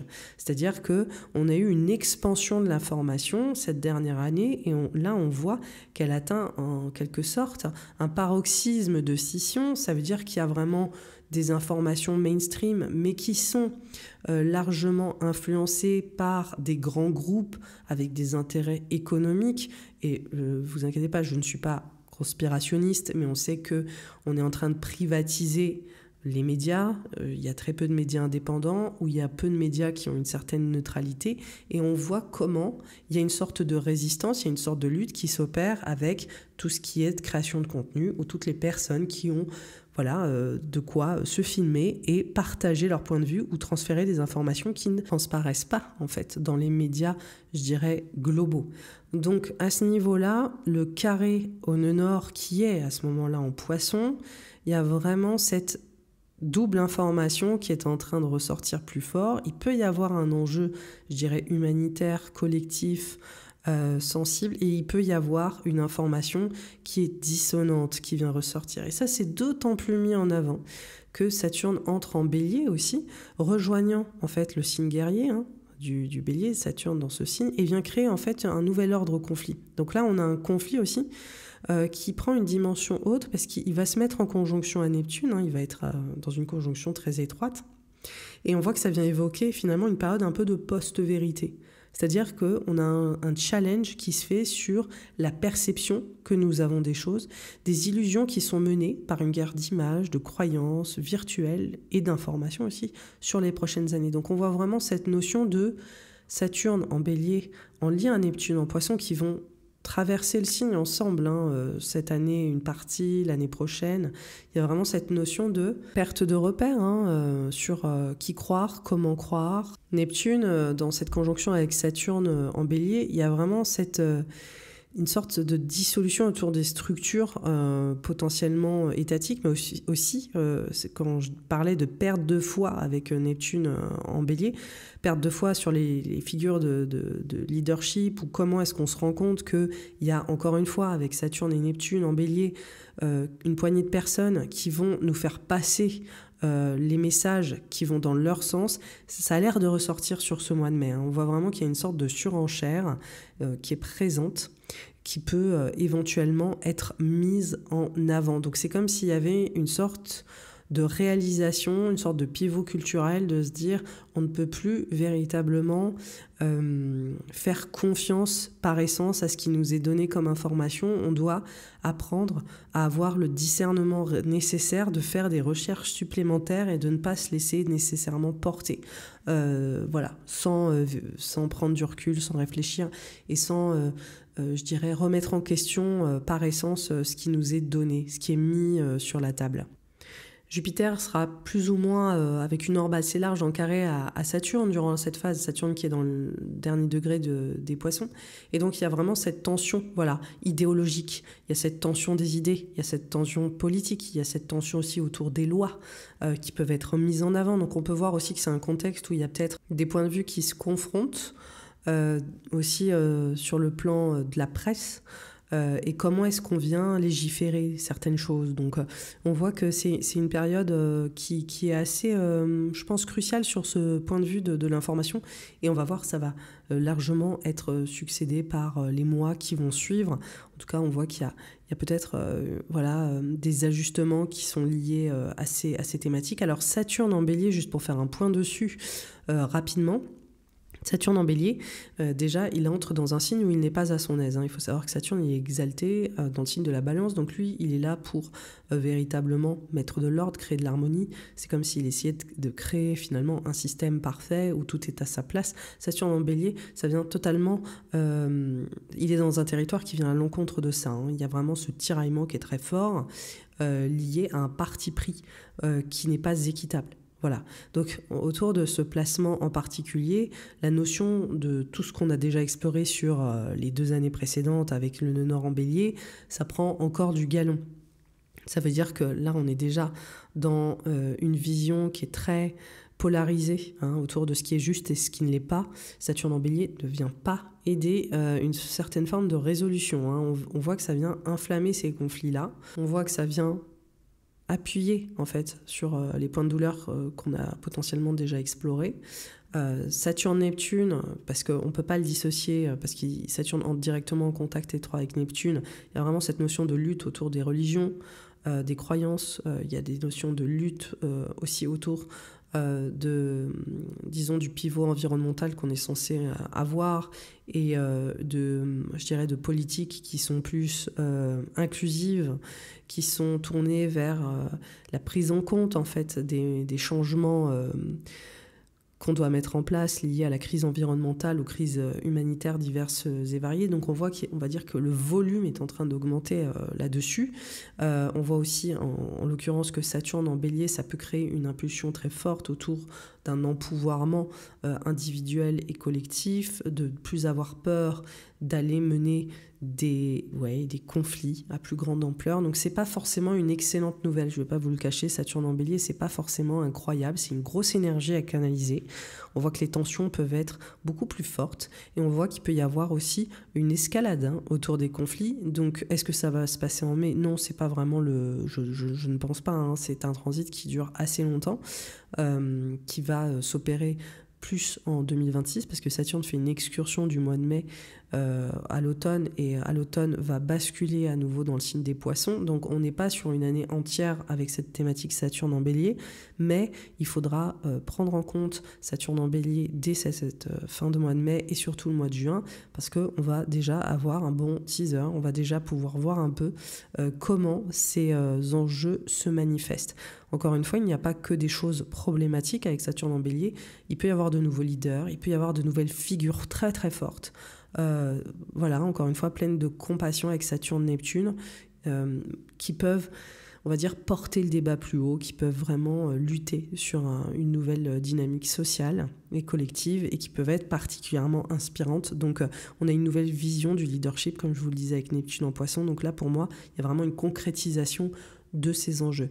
On arrive au mois de juin. Alors le mois de juin, on voit que Jupiter entre en Cancer. C'est vraiment la super nouvelle de l'année où il se trouve exalté. Donc c'est une étape nouvelle qui est prolifique, qui est féconde et qui nous amène aussi une nouvelle sécurité émotionnelle et tangible. Une entrée de Saturne en Bélier se ressent plus aussi en juin parce qu'il est en carré à Jupiter en Cancer justement. Et on voit qu'il y a une phase de remise en question collective potentielle sur les ressources environnementales, financières, les institutions, la domination aussi des hommes sur les femmes et les enfants. Donc il y a vraiment des thématiques qui sont en train d'être mises en exergue de cet acabit. On voit que Jupiter en Cancer, c'est le 9 juin. Ensuite, on voit qu'il y a le 15 juin, Mars en Lion, qui va être en carré à Uranus. On a aussi du 15 au 19 Jupiter en carré à Saturne. Donc ça, c'est intéressant de voir parce que, comme je vous l'ai dit, en mai, on a Jupiter en Gémeaux, qui est encore en Gémeaux à ce moment-là, en carré à Saturne, qui est dans le signe des Poissons sur le début du mois de mai. Et simultanément, on a Saturne qui part en Bélier et Jupiter qui part en Cancer dans les semaines qui suivent et sont en carré exact à ce moment-là. Donc on voit encore une fois qu'il y a des tensions significatives autour des structures étatiques, institutionnelles, législatives, et on voit qu'il y a des pourparlers et qu'il y a un accord difficile qui est fait, ou qui n'est pas tout à fait trouvé, qu'on soit très clair. Il faut savoir que la dernière fois qu'on a eu un carré Jupiter-Saturne, c'était au mois de décembre, et la fois qui l'a précédé, c'était au mois d'août. Donc, on a eu la reconfiguration en août 2024 du gouvernement après une dissolution en juin. Là, on a eu à nouveau le gouvernement Barnier qui a chuté au mois de décembre, et c'était la dernière fois qu'on a eu un carré Jupiter-Saturne. Donc là, on y est à nouveau. Voilà, beaucoup parlaient d'une dissolution potentielle à ce moment-là. On est toujours surpris, voilà, potentiellement par les issues, voilà, astrologiques, vu que là, j'ai pas encore les tenants et les aboutissants de ce qui va se passer en fait sur le début de l'année, et je sais qu'il va se passer beaucoup de choses. Je reste quand même vigilante. Je pense qu'il y a moyen évidemment que le gouvernement se restructure à nouveau, parce qu'on est dans une phase ultra instable jusqu'en 2027, voilà, globalement, à l'échelle internationale, à l'échelle française. Et donc ce carré Jupiter-Saturne, il vient voilà affecter ça, il vient montrer ça. On voit en tout cas qu'il y a une confrontation entre Saturne qui nous parle du leadership, Jupiter qui nous parle de la notion institutionnelle et de la notion aussi de sécurité du clan, du principe de communauté et des enjeux collectifs en fait, de se sentir vraiment, on va dire, soutenu par une grande maison qui viendrait nous porter. Et donc ça vient faire défaut. Et on voit qu'il y a une sorte de désaccord qui est mené. Donc on peut envisager qu'au niveau de l'Assemblée, il se passe vraiment des choses avec des oppositions, avec des leaders qui ne sont pas en adéquation avec le reste du groupe et ainsi de suite. Là, il y a vraiment une espèce de correspondance avec ce qui s'est passé au mois de décembre. Pourquoi ? Parce que là, au mois de décembre, on a Mars qui est en rétrogradation dans le signe du Lion, et il s'avère que au mois de juin, Mars est à nouveau dans le signe du Lion, sauf qu'il est direct, et là, il est en carré à Uranus. Uranus qui passe ses derniers moments dans le signe du Taureau. Donc là, il y a vraiment une dynamique qui vient faire un clash, voilà, au niveau des valeurs, un clash justement sur le principe très territorial. Moi, c'est honnêtement la chose sur laquelle je porte mon attention, parce que Jupiter en Cancer, bien qu'il valorise le principe environnemental, le droit et le bien-être des femmes, l'idée de mettre en lumière aussi la notion de soins et d'accompagnement et d'être dans une société plus, je dirais, empathique, globalement, Jupiter en Cancer peut exacerber ce sentiment patriotique et territorial, les enjeux d'extrême droite. Jupiter en Cancer, tout comme Uranus en Taureau, peut créer cette tension très particulière qui vient mettre en avant un arc narratif très protectionniste et assez exagéré sur ces sujets-là. Donc vraiment, Mars en Lion, il y a cette notion de déstabilisation déstabilisation du leadership en carré à Uranus, et on voit aussi qu'on peut avoir une sorte de prise de pouvoir ou un basculement important qui viendrait valoriser ce côté très, je dirais, patriotique, et aussi potentiellement avec des rhétoriques beaucoup plus extrêmes liées, ça c'est le principe uranien, il y a vraiment ce côté très clivé, voilà, autour d'idées liées au pouvoir qui sont plus rétrogrades. Voilà, c'est vraiment le cas de le dire. Donc on voit encore un gouvernement qui est instable, hein, clairement. Le carré Jupiter-Saturne, on l'a vu par 3 fois, c'est vraiment la conséquence, ou du moins ça signale des transitions étatiques majeures. Et on voit qu'on peut être surpris. C'est vraiment le principe de Mars en carré à Uranus. Et c'est surtout aussi la notion de ce carré Jupiter-Saturne par de nouveaux leaders, ou des personnes en tout cas qui vont arriver au leadership plus vite que prévu, ou de la façon dont elles vont prendre une place plus importante. On voit qu'il peut y avoir un remaniement. Donc est-ce qu'on est surpris ? Non, pas vraiment. On sait très bien que c'est une dimension qui est fort probable au vu de la situation actuelle en France.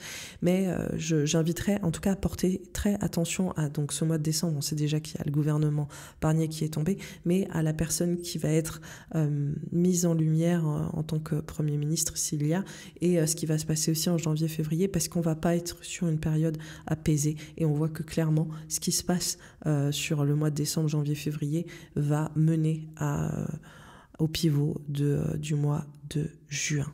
Le carré Mars-Uranus et Mars en Lion, encore une fois, c'est comment est-ce qu'il y a une espèce d'autocratie, comment est-ce qu'il peut y avoir un pouvoir un peu totalitaire.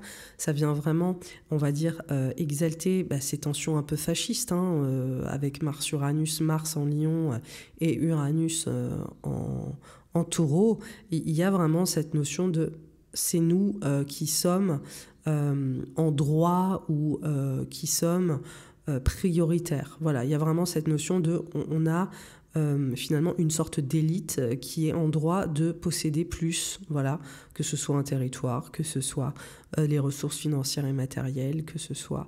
Voilà, ça vient vraiment transparaître à plusieurs endroits. Mars aussi en Lion et Uranus en Taureau, il peut y avoir aussi cette notion d'excès, d'excès lié au monde même artistique, qui peut être mis en avant, au monde du luxe, qui peut être largement mis en avant, encore une fois, sur l'exploitation des ressources, sur les enjeux financiers, il y a vraiment une sorte de... Oui, il y a vraiment cet excès. Je ne peux pas dire mieux. Il y a quelque chose qui ressort, qui peut apparaître durant ce mois de juin et qui peut créer une sorte de tension. On voit que la mutation, finalement, initiée en avril sur les figures de pouvoir, qui est revenu sur le devant de la scène après le mois de décembre 2024 et début janvier 2025, on voit que c'est remis sur le tapis. C'est remis sur le tapis différemment, mais on voit qu'on vient véritablement changer, innover. Je pense que ça peut être aussi une période qui est très riche, créativement parlant. Il peut y avoir des nouveautés.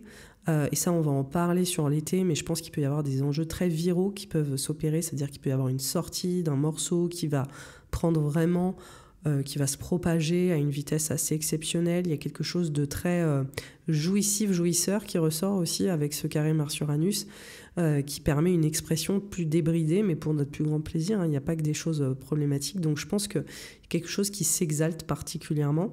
Donc ça va être un mois qui est très intéressant, parce que le carré Jupiter-Saturne, il vient vraiment remettre en cause des choses importantes, et on voit qu'il y a une sorte de crescendo qui s'opère toute la saison printanière et qui culmine sur le mois de juin. Mars-Uranus, on peut s'attendre à des surprises, en tout cas en France, ça paraît très évident, autour des prises de position de notre président, de la figure de pouvoir, alors qui sera en charge à ce moment-là. On n'a pas tous les tenants et les aboutissants, mais on voit que il y a des choses en tout cas qui peuvent vivre certains revirements, et qui peut y avoir une tension aussi. Donc je ne serais pas totalement surprise qu'il y ait un remaniement supplémentaire. De toute façon, c'est une période qui est très instable. Donc il se pourrait qu'il y ait un parti pris différent qui vient finalement tourner définitivement la page de la dissolution, en tout cas voir qu'il y a une sorte de chambre d'écho, en tout cas ce qui s'est passé sur l'année 2024, et voir comment ça peut prendre forme sur le mois de juin. Mais le clou de la période, ça va être ce qui va se passer en juillet, et je pense que là, on sera beaucoup plus dans une période très, très significative.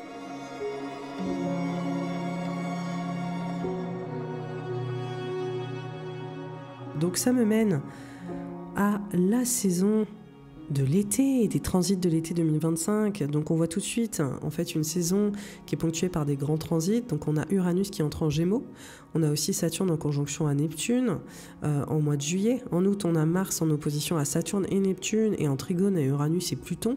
Et en septembre on a les éclipses avec Mars qui est en carré à Jupiter et Pluton. Donc, on voit que déjà le mois de juillet commence très très fort. Pourquoi ? Parce qu'on a Uranus en Gémeaux le 7 juillet. Donc là, on voit que cette entrée d'Uranus en Gémeaux vient amorcer un véritable tournant. Parce qu'il sera en sextile en fait à Saturne en Bélier qui est dans les premiers degrés et en trigone à Pluton en Verseau. Donc là, on a vraiment, on va dire c'est pas un cercle vertueux, mais vous m'avez compris, on a vraiment une circulation assez admirable de renouveau, qui est très dynamique, qui est très porteuse. On voit que cette configuration, elle nous offre le moyen en fait, de saisir à quel point on entre dans un nouveau chapitre. On a eu des changements, on a eu Neptune en Poisson, on a Saturne en Bélier, là on a Uranus en Gémeaux, mais tout de suite, vous savez, dans les films, quand il y a une clé il y a une pièce manquante. Voilà, il y a une pièce manquante qui active, on va dire, un nouveau système. Bah, c'est ça, quoi. C'est vraiment le truc qui vient activer une transition, qui vient nous montrer qu'on rentre dans une nouvelle ère ou qu'on rentre, en fait, vers de nouveaux potentiels qui viennent stimuler une toute nouvelle dynamique. Ce qui est intéressant, c'est que durant ce mois de juillet, on a aussi Mercure qui va être en rétrogradation en Lion, le 18, et qui va, encore une fois, appuyer sur les enjeux du Lion qu'on ne connaît que trop bien. Donc, on a eu décembre 2024, début janvier 2025. On a eu avril, mai et juin avec Mars en Lion. Et maintenant, en juillet, on commence et on fait le point avec une rétrogradation de Mercure en Lion. Donc là, c'est vraiment cette notion de comment est-ce qu'on interroge toujours les mêmes fameuses thématiques, c'est-à-dire comment est-ce qu'on se positionne, comment est-ce qu'on fait valoir notre expression, comment les figures d'autorité se gèrent-elles, mais aussi comment est-ce qu'il y a potentiellement une réorganisation avec ça. Évidemment, ça interroge parce qu'on sait qu'il y a eu en juin un turnover ou en tout cas un repositionnement ou qu'il y a eu ce carré, voilà, Mars en Lion, Uranus en Taureau, et là on a une rétrogradation de Mercure dans le signe du Lion. Donc forcément, on sait que ça bloque derrière, on sait que ce qui s'est mis en place en juin, en fait, vient créer peut-être des dysfonctionnements ou vient créer des ralentissements ou vient aussi avoir une sorte de résistance, voilà, en termes de communication. Il peut y avoir des enjeux médiatiques où les figures d'influence sont à nouveau remis en question avec cette rétrogradation de Mercure. On voit qu'il y a aussi Mars en Vierge qui est en conjonction au nœud sud le 23 juillet et qui vient aboutir des mutations qui sont mises en place à la mi-juin durant le carré qu'il fit à Uranus. Donc on voit qu'il y a quelque part une réorganisation de fond. Moi, ce que j'apprécie particulièrement sur ce mois de juillet, c'est que ça tranche vraiment avec ce qui s'est passé au printemps et que, en fait, tout ce qui était en force, on va dire, sur le printemps, c'est-à-dire Mars en Lion et le carré à Uranus et vraiment cette emphase comme ça très puissante, on voit que c'est mis en retrait. On a Mars qui est en Vierge, donc là on est sur une dynamique qui est de l'ordre de remise en ordre, qui est plus analytique, qui est plus aussi intellectuelle. On a vraiment cette notion de comment est-ce qu'on peut réorganiser, réordonner les choses, comment est-ce qu'on peut avoir un regard aussi plus critique. Et on rentre un peu dans le royaume de l'air, parce qu'on a cette nouvelle configuration d'Uranus en Gémeaux qui bascule dans le signe et qui va tout de suite se connecter à d'autres placements qui sont très initiateurs, qui sont très pionniers. On a ce Pluton en Verseau qui vient créer vraiment une vague de renouveau déjà depuis 2023, Saturne en Bélier qui passe à l'action et qui dit maintenant il faut faire les choses autrement, et puis on a Uranus en Gémeaux où il y a vraiment quelque chose qui se fédère, et pour moi ça donne vraiment le ton de la saison estivale, donc je suis très enthousiaste de cette saison-là. Je pense d'ailleurs qu'il peut y avoir Et ça, on va en parler sur le mois d'août et septembre, mais il y a vraiment cette dynamique. Il peut y avoir des enjeux viraux qui vont se opérer, il peut y avoir un vrai shift culturel, il peut y avoir un moment qui est très stimulant, porteur, beaucoup plus, je dirais aussi, joyeux avec Uranus en Gémeaux. C'est vraiment un été où on a la possibilité de faire des choses qui vont profondément nous stimuler et nous exalter dans le bon sens avec Uranus en Gémeaux. Donc je voulais faire un petit point de ce transit qui est très long, qui va rester 8 ans. Donc c'est quand même un gros chapitre qui commence.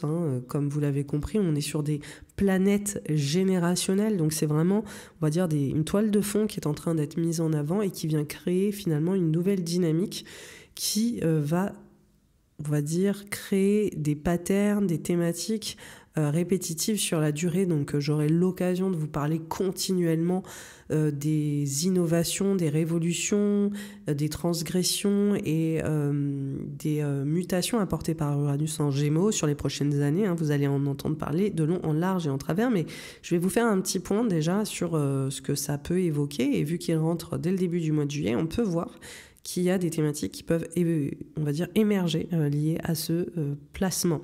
Donc Uranus en Gémeaux, ça nous parle vraiment de changement rapide. Il y a vraiment cette notion très disruptive sur les modes de communication, de transition et technologique. C'est vraiment l'ère d'un nouvel âge d'or en fait sur le plan de la communication, sur le plan de nos moyens d'échanger les uns aux autres. Donc on peut avoir une période qui est extrêmement prolifique. C'est pour ça, pour moi, je pense que cet été, il va y avoir peut-être des événements culturels très viraux qui vont créer des choses plutôt positives, je pense, ou en tout cas créer une stimulation importante.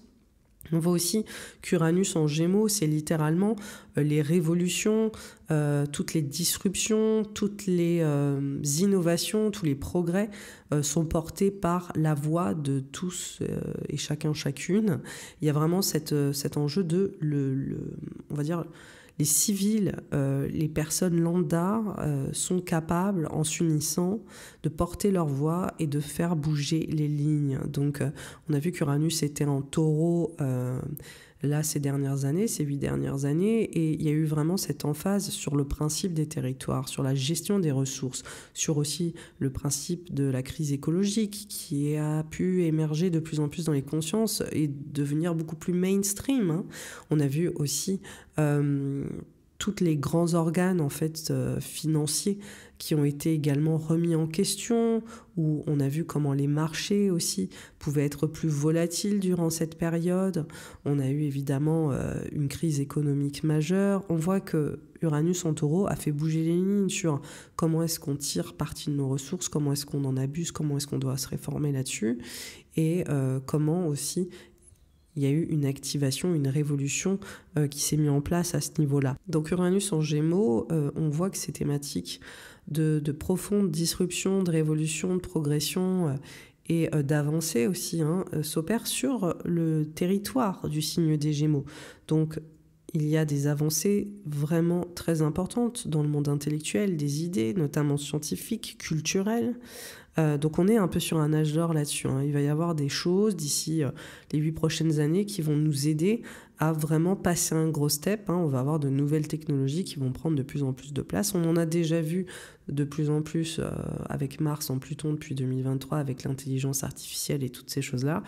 On peut s'attendre à ce que cet été, avec le trigone Uranus-Pluton, qu'il y ait des sorties de manière mainstream de technologies beaucoup plus avancées. Il peut y avoir des choses qui sont mises en avant. On voit aussi qu'il peut y avoir des nouvelles découvertes, des nouvelles connaissances aussi, tout ce qui est réalité virtuelle, mais aussi des nouveaux plans de communication qui sont immatériels. Tout ça prend une dimension d'autant plus grande. On en a vécu déjà pas mal depuis les années 90, on voit que ça va. Là, je pense qu'on va avoir un vrai gros cap qui va se passer. On voit aussi qu'il y a, comme je disais, les révolutions aux mains du peuple. Uranus en Gémeaux, c'est intéressant, et Neptune en Bélier, soit dit en passant.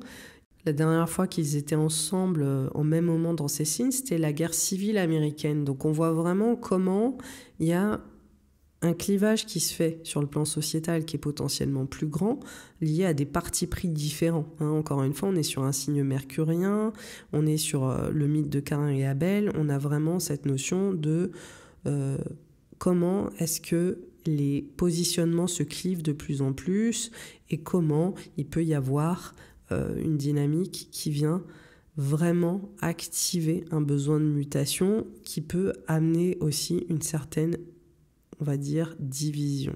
Voilà. Donc là, on voit que sur les idées, ça peut clasher plus fort.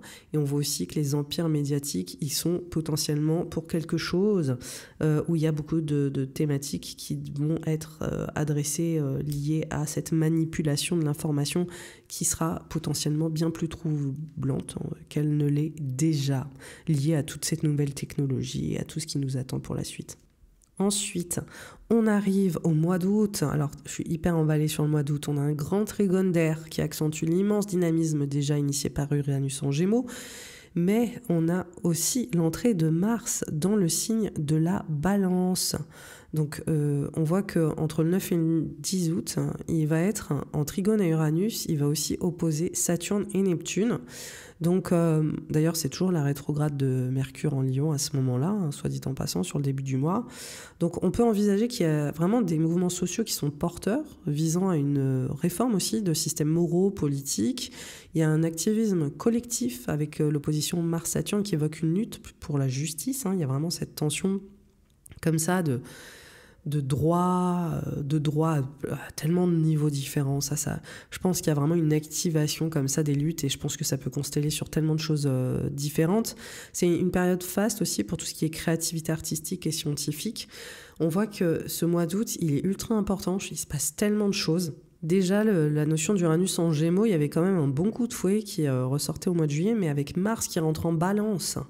Alors là, quand je vous disais de pouvoir au peuple, d'expression en fait, disons des gens, des créateurs de contenu, des gens normaux qui prennent parole, comment est-ce qu'il y a une effusion de ça, c'est assez improbable et on voit qu'il y a vraiment, je pense qu'il y a quelque chose qui se coordonne autour de groupes, en fait, de gens qui font communauté, qui se rallient ensemble. Il y a vraiment ce côté où on se serre les coudes, on se fédère, on fait passer un message ensemble.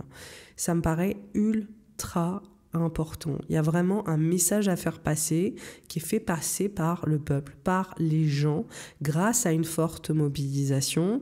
Donc ça peut être possible lié à une certaine forme d'adversité et un excès particulier posé par Saturne en Bélier en conjonction à Neptune qui est opposé par ce Mars en Balance.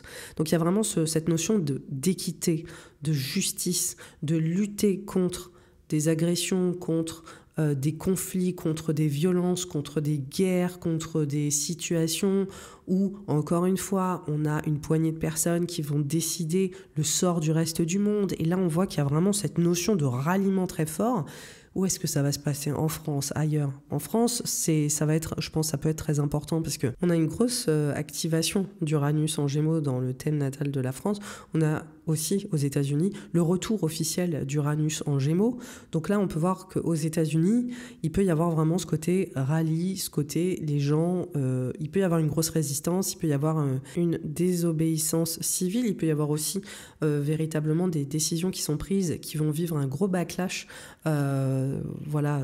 Les donneurs d'ordre vont prendre des décisions qui vont être fortement changées ou fédérées.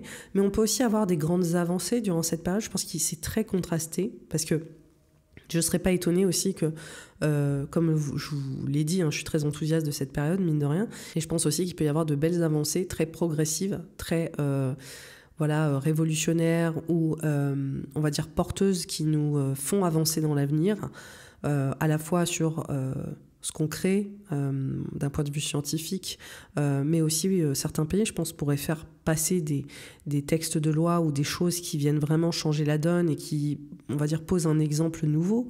Il peut aussi y avoir, pour moi, je vous l'ai dit, des enjeux viraux autour de thématiques créatives. Je pense que tout artiste qui sortirait des morceaux durant cette période, ce serait très très bien. Je pense qu'il y a un gros enjeu de viralité.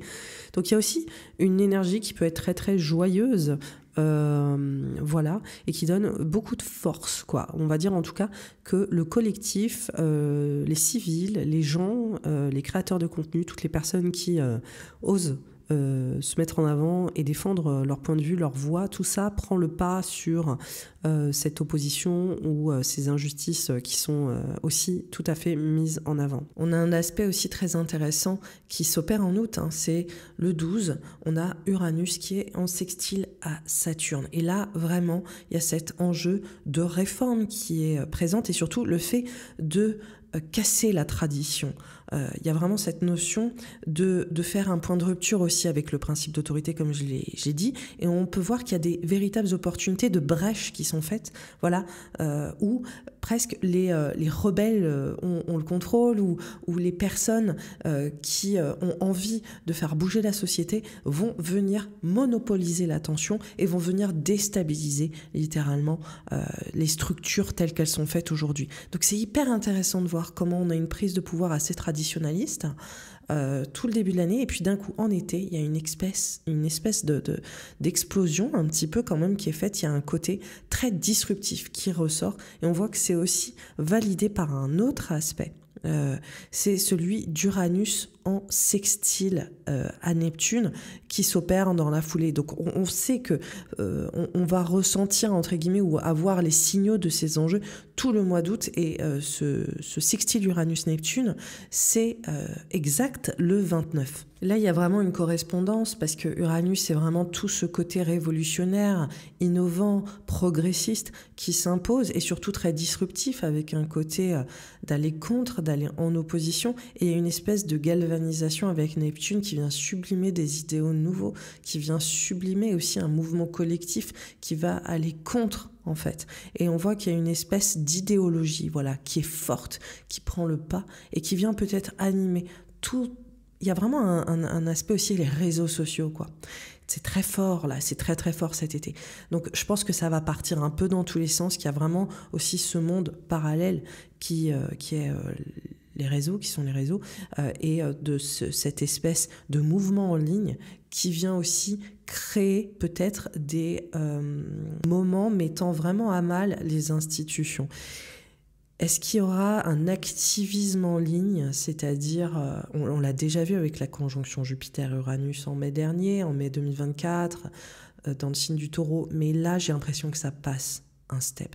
On l'a vu aussi avec le trigone Jupiter-Pluton en juin, il y a une mobilisation des créateurs de contenu, mais là, cette force-là, cette puissance-là des réseaux sociaux et des acteurs majeurs, des autorités aussi finalement, qui sont présentes et qui donnent une voix supplémentaire à tous les enjeux politiques, à l'activisme social, tout ça prend des proportions complètement sidérantes qui viennent vraiment mettre les autorités en défaut. Donc on va voir ce qui va se passer, mais en tout cas je pense qu'il y a un nouvel ordre un petit peu qui s'impose durant cette période. On voit qu'il y a Vénus qui est en conjonction à Jupiter en Cancer sur le mois d'août, le 12.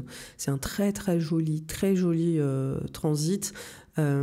Jupiter est exalté, rencontre Vénus le deuxième bénéfique, en général ça n'arrive qu'une fois dans une année, très belle période pour rencontrer, voilà, pour vivre des choses d'un point de vue sentimental, amoureux, financier. Ça vient apporter aussi énormément de sécurité face à tout ce qui s'est passé qui était plus insécurisant en janvier-février. On voit qu'il y a vraiment une culmination, une résolution. On voit aussi que ça vient exalter le besoin de sécurité, de protection émotionnelle et environnementale aussi qui peut rentrer en ligne de compte. On arrive au mois de septembre. Alors septembre, c'est vraiment un moment très intéressant parce qu'on revient un peu en arrière. Saturne va retourner en Poisson pour la dernière fois, alors que le premier aussi duo d'éclipses en Poisson et en Vierge se succèdent. Donc là, ce n'est pas du tout un hasard, comment vous dire. On voit aussi qu'il y a des changements institutionnels qui peuvent être possibles et qui sont en cours. Donc on voit que le trigone de Jupiter en Cancer en nœud nord en Poisson, qui a lieu sur ce mois de septembre, peut créer une transition sur les intérêts collectifs et les lois votées sur cette période qui peuvent rencontrer une certaine résistance ou une opposition claire. Donc ça c'est intéressant parce que c'est un mois qui est assez chargé. Déjà c'est le retour des éclipses, donc la dernière fois qu'on en a eu c'était au mois de mars, donc gros mois tendu. C'est intéressant aussi parce que mars 2025 et là septembre 2025, c'est 2 mois qui signent finalement la fin de la saison, et donc où il se passe finalement les plus gros plot twists. C'est comme si d'un coup il y avait une accélération et qu'il y avait énormément de choses qui changeaient en l'espace de quelques semaines, après une culmination qui s'est mise en avant sur les 2 mois précédents. Donc Saturne qui retourne en Poisson, c'est le 1er septembre. Ensuite, on a Jupiter en Trigone au nœud nord. Donc là, c'est extrêmement porteur. C'est pareil, c'est un aspect qui est très positif, qui nous aide vraiment à mettre en place un nouvel idéal. Jupiter en Cancer, au nœud nord en Poisson. Il y a quelque chose de qui vient tirer finalement les choses dans une nouvelle dimension. Donc, à titre individuel, je trouve que c'est vraiment un mois pour commencer la rentrée qui dépote pas mal, qui fait beaucoup bouger les choses, qui nous aide aussi à être prolifique, à vraiment mettre en place une sécurité nouvelle, ou en tout cas à avoir potentiellement de jolies nouvelles. On voit aussi qu'il y a Mars en Balance qui est en carré à Jupiter, donc ça, on a le carré entre un bénéfique et un maléfique, donc il y a vraiment cette tension pour parachever nos objectifs. C'est un carré le 5 septembre, Mars en Balance et carré à Jupiter en Cancer, qui est très ambitieux, qui est très dynamique encore une fois, et qui nous aide à vraiment décharger notre énergie dans ce qui compte pour nous. Et on voit qu'il y a dans la foulée le 7 septembre une éclipse lunaire en Poisson et le 21 septembre une éclipse solaire en Vierge. Donc là, c'est la première fois qu'on a une double éclipse dans l'axe Poisson-Vierge, parce qu'auparavant on avait eu une éclipse en Vierge et en Bélier. Là, les éclipses en Bélier-Balance sont terminées. Donc là, c'est la première fois qu'on a vraiment ce duo qui s'opère dans l'axe Poisson-Vierge, alors que le nœud nord est rentré en Poisson en janvier 2025. Et là, on voit vraiment que ça active très très fort, je dirais, les derniers soubresauts de Saturne en Poisson, de la fin d'un grand épisode, de mettre en ordre en fait les choses qu'on doit laisser derrière nous. Et on voit que ces 2 éclipses sont fortement activées par Saturne. Donc il y a vraiment une notion de dépouillement, il y a une notion aussi de prise de responsabilité, il y a une notion qui vient montrer que les structures, à la fois dans nos vies personnelles, mais aussi dans les enjeux collectifs, sont très remises peut-être dans un système autre, ou en tout cas sont remises en cause, c'est-à-dire qu'il faut peut-être faire autrement, gérer ces choses différemment. Et on voit que la fin du mois culmine le 29 septembre avec Mars en Scorpion en carré à Pluton. Donc là, sur cette période du mois de septembre, cette double en fait configuration de Mars en carré à Jupiter et à Pluton, ça peut vraiment aussi révéler l'hubris des dirigeants, des donneurs d'ordre. On voit qu'il peut y avoir des décisions prises qui peuvent être assez nettes, tranchantes. C'est intéressant parce qu'on commence le mois dans une dynamique qui est très porteuse, qui est assez stimulante, qui est motivante même, oserais-je le dire. Et en fait, sur la seconde partie du mois de septembre, on voit qu'il peut y avoir quelque chose où il y a plus une tension autour de notre empouvoirment personnel, autour de lutte de pouvoir à titre collectif. On voit qu'il y a des décisions qui se prennent en fait avec ces éclipses et avec la succession Mars-Jupiter, Mars-Pluton, qui met vraiment en avant cette notion de pouvoir qui est décisionnaire, qui donne le ton. Est-ce que ça nous convient? Est-ce que ça nous convient pas? Je pense que c'est une période avec énormément d'énergie, qui peut être motrice. Comme d'habitude, pendant les éclipses, il faut s'attendre à ce qu'il y ait des informations qui sortent, ou à ce qu'il y ait des décisions qui soient prises, ou à ce qu'il y ait aussi peut-être des tensions particulières autour de qui est en charge, qui ne l'est pas, ou qui domine l'autre, ou qui... Ces choses-là peuvent ressortir dans le discours collectif avec plus d'intensité. Et ce premier diptyque d'éclipse en Vierge et en Poisson vient vraiment parachever tout le travail de Saturne dans le signe des Poissons, et montre que il y a au niveau étatique, au niveau institutionnel, des décisions qui sont peut-être amenées à se prendre. Je n'ai aucune idée de la forme que ça peut évoquer, mais le Mars en carré à Jupiter, Mars en Balance, il y a toujours ces enjeux de justice, il y a toujours ces enjeux de protection, de sécurité qui peut être exacerbé avec ces dynamiques en particulier, et des discussions pour faire justice, pour faire équité, pour trouver accord aussi hein. Ça, c'est particulier avec Mars en Balance aussi, à cette notion d'équité, de justice, de faire accord, de signer peut-être des nouveaux contrats, des partenariats. Est-ce qu'ils sont remis en question? Est-ce qu'il y a des abus de pouvoir? On verra tout ça durant cette phase. C'est pas une phase, je dirais, qui est plus compromettante ou difficile dans l'année qu'une autre. Je trouve que c'est une phase qui est très très dynamique à titre individuel pour commencer le mois de septembre. On voit vraiment qu'on est de retour sur les bancs de l'école, quoi. On est vraiment au boulot. On sort d'un été en juillet-août qui a été très stimulant et pourquoi pas même très festif, hein, très, on va dire, porteur. Là, on est vraiment dans le vif du sujet et on a beaucoup de dossiers à mener.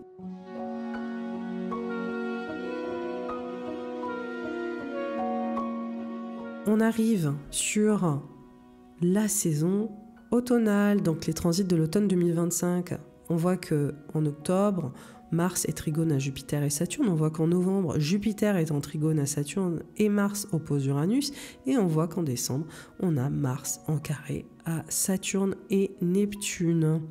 Donc là, sur les temps forts de cette saison automnale. Alors, sur le mois d'octobre, on voit que c'est un mois qui est plein d'avancées, hein, de grandes avancées, au vu des aspects porteurs que fait Mars en Scorpion, hein, qui est en trigone au nœud nord le 16 octobre. On voit aussi que Neptune sort à son tour du Bélier, en rétrogradation, et vient rejoindre Saturne en Poisson. Donc là, on a une conjonction Saturne-Neptune en Poisson, hein, après l'avoir eu brièvement sur la saison estivale en Bélier. Donc Mars qui est en trigone au nœud nord en Poisson, mais aussi à Jupiter en Cancer et également à Saturne et Neptune, crée un grand triangle d'eau. Alors ça, c'est vraiment une très belle dynamique. On a eu un mois de septembre, je vous ai dit, un peu intense, hein, vraiment, qui nous a mobilisés avec des changements, avec des prises de position qui différaient, avec des tensions aussi qui pouvaient découler de ça, hein, avec des vrais pivots significatifs. Là, on arrive sur le mois d'octobre. C'est vraiment une belle période. Mars, là, qui rentre en Scorpion, il est très à son aise dans le signe. Il y a vraiment une phase d'empouvoirment et il est validé, entouré par Saturne, Neptune en Poisson, par Jupiter en Cancer. Et d'ailleurs, il est aussi en conjonction à Mercure, Mars, dans le signe du Scorpion. Donc il y a vraiment quelque chose où on met en place peut-être un nouveau chemin, une nouvelle organisation. Il y a vraiment quelque chose de très porteur qui nous aide à reprendre pouvoir sur la situation, après peut-être des déstabilisations sur le mois de septembre. On voit que les choses, elles avancent vite avec ce grand trigone d'eau qui nous aide à nous empouvoirer. C'est une évolution aussi profonde qui est en cours, hein, parce que ça vient vraiment activer ces enjeux aquatiques, hein, ces profondeurs océaniques des signes d'eau. Et on voit qu'à ce niveau-là, ça peut être vraiment une période de prise de conscience, de grande clairvoyance. C'est une période où on agit avec beaucoup d'instinct, avec beaucoup avec nos tripes. Et je pense que ça peut être très salutaire. Évidemment, les signes d'eau, durant cette phase, ça va être particulièrement intéressant pour vous. Et à ce niveau-là, je pense que ça va être une période assez faste pour mettre en place les changements nécessaires suite à ce qui s'est passé pour clore la saison estivale en septembre, quoi. Donc on voit peu importe ce qu'on a vécu, on rebondit plutôt très très bien. Il y a vraiment une dynamique qui nous aide à profondément ancrer ce qu'il nous faut. Je pense que c'est une période un peu aussi de transition, mais plutôt positive, parce qu'on voit que le mois de novembre et décembre, mais on va en parler, est beaucoup plus actif. Donc c'est vraiment une phase où je vous invite à beaucoup initier de choses, lancer des choses. Je pense qu'il peut y avoir des belles nouvelles durant cette phase-là. On voit qu'il y a des choses qui avancent et finalement c'est un peu ce mois d'octobre, c'est un peu le bonbon de la saison automnale, parce que le mois bonbon, on va dire, parce que ça nous aide à mettre en place aussi les derniers changements de ces transits qui ne reviendront plus dans ces signes en particulier, à savoir Saturne et Neptune en Poisson, c'est la dernière fois et on a la possibilité de vraiment finaliser et clore les enjeux mis en avant par Saturne en Poisson déjà depuis 2 ans. Alors il faut noter que durant le mois d'octobre, on a Uranus qui est toujours en trigone à Pluton, donc on l'a vu en juillet, on a vu, il a été en août, il est toujours jusqu'en octobre en trigone à Pluton.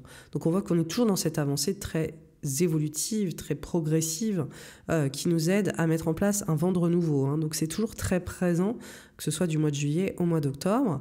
Et ça aide à la fois une transition collective où on se dit, purée, on est vraiment en train de bouger, il y a des choses qui avancent, on a des résultats positifs. Je pense que ça vraiment, ça met du baume au cœur. Et il y a cette notion d'innovation, de progrès de toutes sortes, sur le plan légal, sur le plan médiatique. Voilà. Mars en Scorpion aussi, je pense, avec Saturne en Poisson, avec Mars-Mercure, il peut y avoir des informations importantes qui peuvent ressortir. Il peut aussi y avoir des enjeux, je dirais, médiatiques, peut-être un peu plus conflictuels, ou des choses litigieuses sur les dynamiques émotionnelles, relationnelles qui peuvent ressortir. Ça, c'est assez anecdotique ce que je vous dis, mais je pense que c'est un enjeu qui... ça met beaucoup la vérité, ou ça met beaucoup de clarté sur certaines situations. Mars en Scorpion, c'est aussi un signe, un placement Mars en Scorpion qui est plus combatif. Donc on voit vraiment qu'on va aller à la conquête de certaines choses, et en fonction des uns et des autres, ça va prendre des places différentes. Ce que je dis est totalement généraliste. Pour certains, ça viendra activer des mutations qui seront potentiellement inconfortables, et pour d'autres, ce sera beaucoup plus porteur. En tout cas, on voit que ça vient créer des grandes prises de conscience et une très belle mutation. On voit qu'en novembre, le 4 novembre, on a Mars qui rentre dans le signe du Sagittaire et qui oppose Uranus. Donc là, c'est un transit qui est très important. Et qui vient créer des revirements sur des enjeux culturels, moraux, légaux, spirituels qui sont potentiellement en cours. Donc on voit aussi que c'est renforcé à ce moment-là par Mercure qui est en rétrogradation en Sagittaire, venant amorcer un virage ou des pourparlers au niveau de ces thématiques.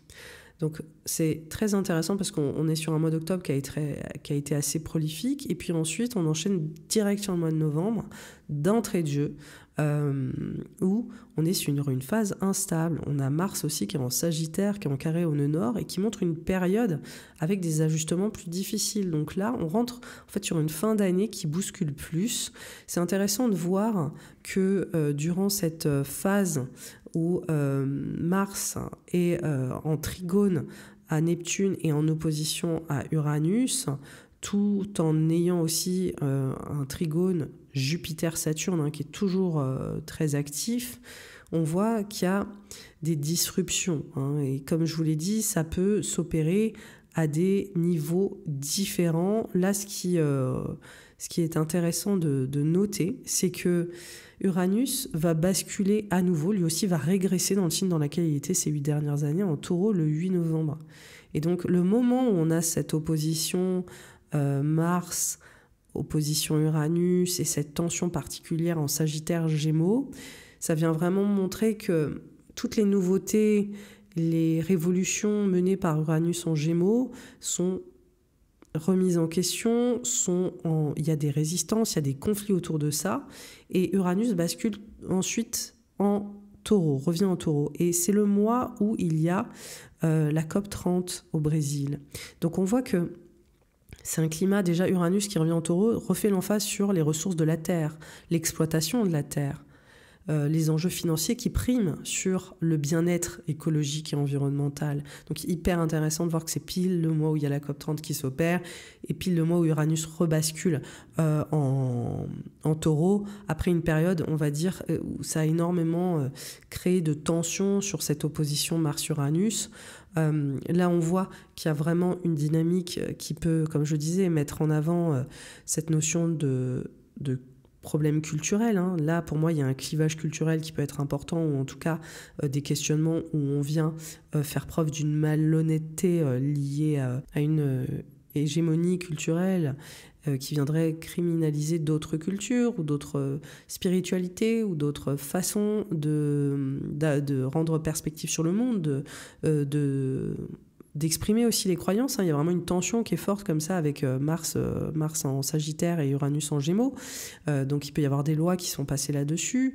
Il peut aussi y avoir, comme je le disais, une tension sur des enjeux spirituels, donc c'est corrélé à ça, des enjeux légaux, des lois qui peuvent créer des tensions particulières, et la rétrogradation de Mercure en Sagittaire vient d'autant plus activer ça. Donc on voit qu'il y a comme un shift en fait sur les perspectives, et qu'il peut y avoir une crise un peu morale aussi qui est en train de s'opérer sur le mois de novembre. En tout cas, on voit que ça vient créer des disruptions, et comme je le disais, je pense que pour le contexte de cette fameuse COP30, ça peut vraiment mettre sur le devant de la scène le fait qu'il doit y avoir une mobilisation très importante pour faire changer les perspectives, la vision des choses, et montrer qu'avec le carré que Mars en Sagittaire opère au nœud nord, et il va l'opérer sur la fin du mois, il y a d'autant plus ce combat qui est fait pour le bien-être collectif, pour le bien-être environnemental, pour vraiment prendre soin de toutes les crises en fait humanitaires, et les manques en fait qui sont à adresser avec le nœud nord dans le signe des Poissons. Alors là, on a un aspect qui est exact au mois de novembre, qui est vraiment à notifier et qui est assez important, c'est Uranus qui est en Taureau, donc qui est revenu brièvement là dans le signe du Taureau pour quelques mois, qui est en sextile à Neptune en Poisson, et qui évoque des transitions sur les ressources environnementales, financières, et la gestion en fait des autorités sur le contexte environnemental. Est-ce que c'est lié à ce qui s'est passé plus tôt dans l'année? C'est possible. Pour moi, c'est un contexte qui est en tout cas très salvateur, dans le fait que il faut faire avancer les choses. Je pense que là, dans la perspective commune, dans les lois qui sont votées par les pays, dans la façon dont les choses sont peut-être abordées sur cette COP30, il y a peut-être un réveil important.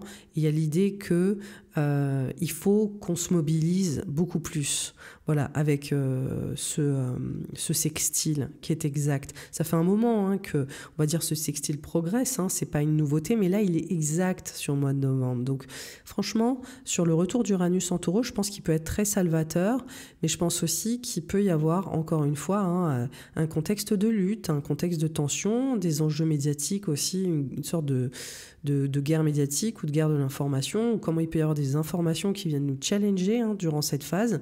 Il peut y avoir aussi, mine de rien, de très jolies avancées qui viennent également s'opérer à ce moment-là. Donc ça peut concerner la COP30, ça peut concerner d'autres choses, ça peut concerner aussi comment est-ce qu'on vient légiférer en fait autour des ressources, comment est-ce qu'on vient légiférer autour des différences culturelles de chacun et de chacune, des différences aussi religieuses de chacun et de chacune. Tout ça est en train de bouger. En tout cas, on voit qu'il y a vraiment des enjeux légaux ou des votes de loi qui peuvent être très mis en avant sur le mois de novembre et qui peuvent faire la différence. On arrive au mois de décembre. Alors là, on voit que le mois de décembre, c'est un mois diptyque avec le mois de novembre. Les thématiques du mois de novembre, elles continuent, elles se poursuivent sur ce mois de décembre. On voit qu'il y a des tensions qui peuvent néanmoins se rigidifier. Pourquoi ?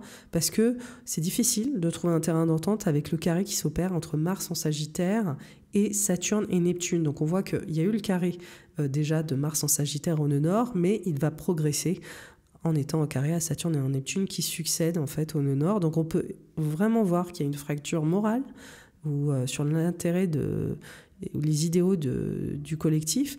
On voit aussi qu'il peut y avoir de grands litiges aussi symboliques qui peuvent révéler les failles d'un système ou un blocage institutionnel en cours. Donc on voit vraiment que le mois de décembre, il est sous pression. Il y a un seul aspect, c'est le carré Mars en Sagittaire, Saturne et Neptune en Poissons. C'est la dernière fois que Neptune est dans le signe des Poissons. Et là, on voit vraiment qu'il y a un enjeu de résistance.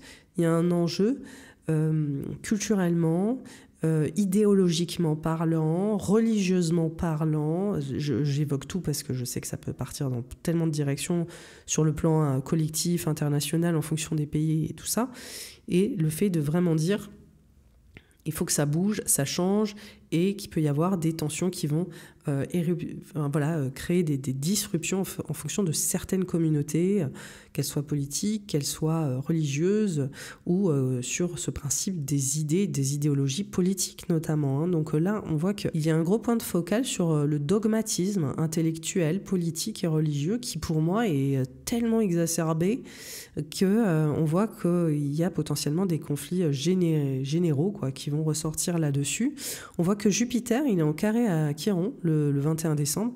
Donc ça peut activer la notion de manque mais aussi la notion de protection sur les femmes, les enfants, ou de tension autour de domination sur les plus vulnérabilisés. Donc on voit que ce carré à Chiron, il vient activer la notion de il faut changer de conscience, il faut prendre en fait peut-être une nouvelle vision plus éclairée sur certaines choses. Et on voit qu'il y a peut-être des dynamiques dans le fond en fait qui sont très vulnérabilisantes. Il y a peut-être des sujets vulnérabilisants, il y a peut-être des affaires qui sont très vulnérabilisantes, qui sont sensibles et qui sont corrélées à tout ça et qui nous montrent que on peut plus laisser passer peut-être qu'il y a un système juridique là qui est défaillant en fait avec ce carré Mars-Saturne en Sagittaire et en Poisson. Et on est peut-être vraiment mis sur l'absurdité en fait d'un certain type de fonctionnement qui n'a plus du tout lieu d'être et comment est-ce qu'il faut absolument réformer. Donc pour moi, c'est une grosse dynamique entre novembre et décembre de réforme ou de lutte pour certaines réformes ou pour lutte sur un changement de perspective ou sur les biais aussi culturels de chacun et de chacune qui peut prendre des dimensions très, plus de tension. Donc on va voir comment ça va s'opérer.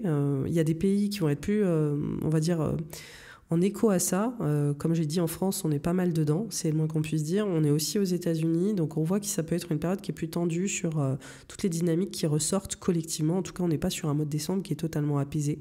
On peut se sentir vraiment sur une notion, on fait le point, sur notre parcours, sur ce qu'on a su faire cette année. On a besoin aussi de clore vraiment des chapitres et des dossiers liés à Saturne en Poisson qui sont revenus sur le devant de la scène. Et donc, on a la possibilité aussi de véritablement savoir ce qui nous convient et ce qui ne nous convient plus. Par contre, je vous invite à vous ménager sur le mois de décembre. C'est pas une période où on se sent... dans une phase de blocage, j'aurai l'occasion de vous reparler dans les horoscopes individuels, mais c'est une période où on peut se sentir un peu en proie à des tensions, peu importe si c'est des conflits, si c'est des situations qui n'avancent plus, ou des sujets que nous souhaitions voir évoluer et qui sont en stand-by. Plusieurs possibilités sont possibles, mais en tout cas, on voit qu'il peut y avoir de la frustration sur ce mois de décembre. Voilà, j'ai fini l'analyse des grands transits de l'année 2025. Ça a été très riche.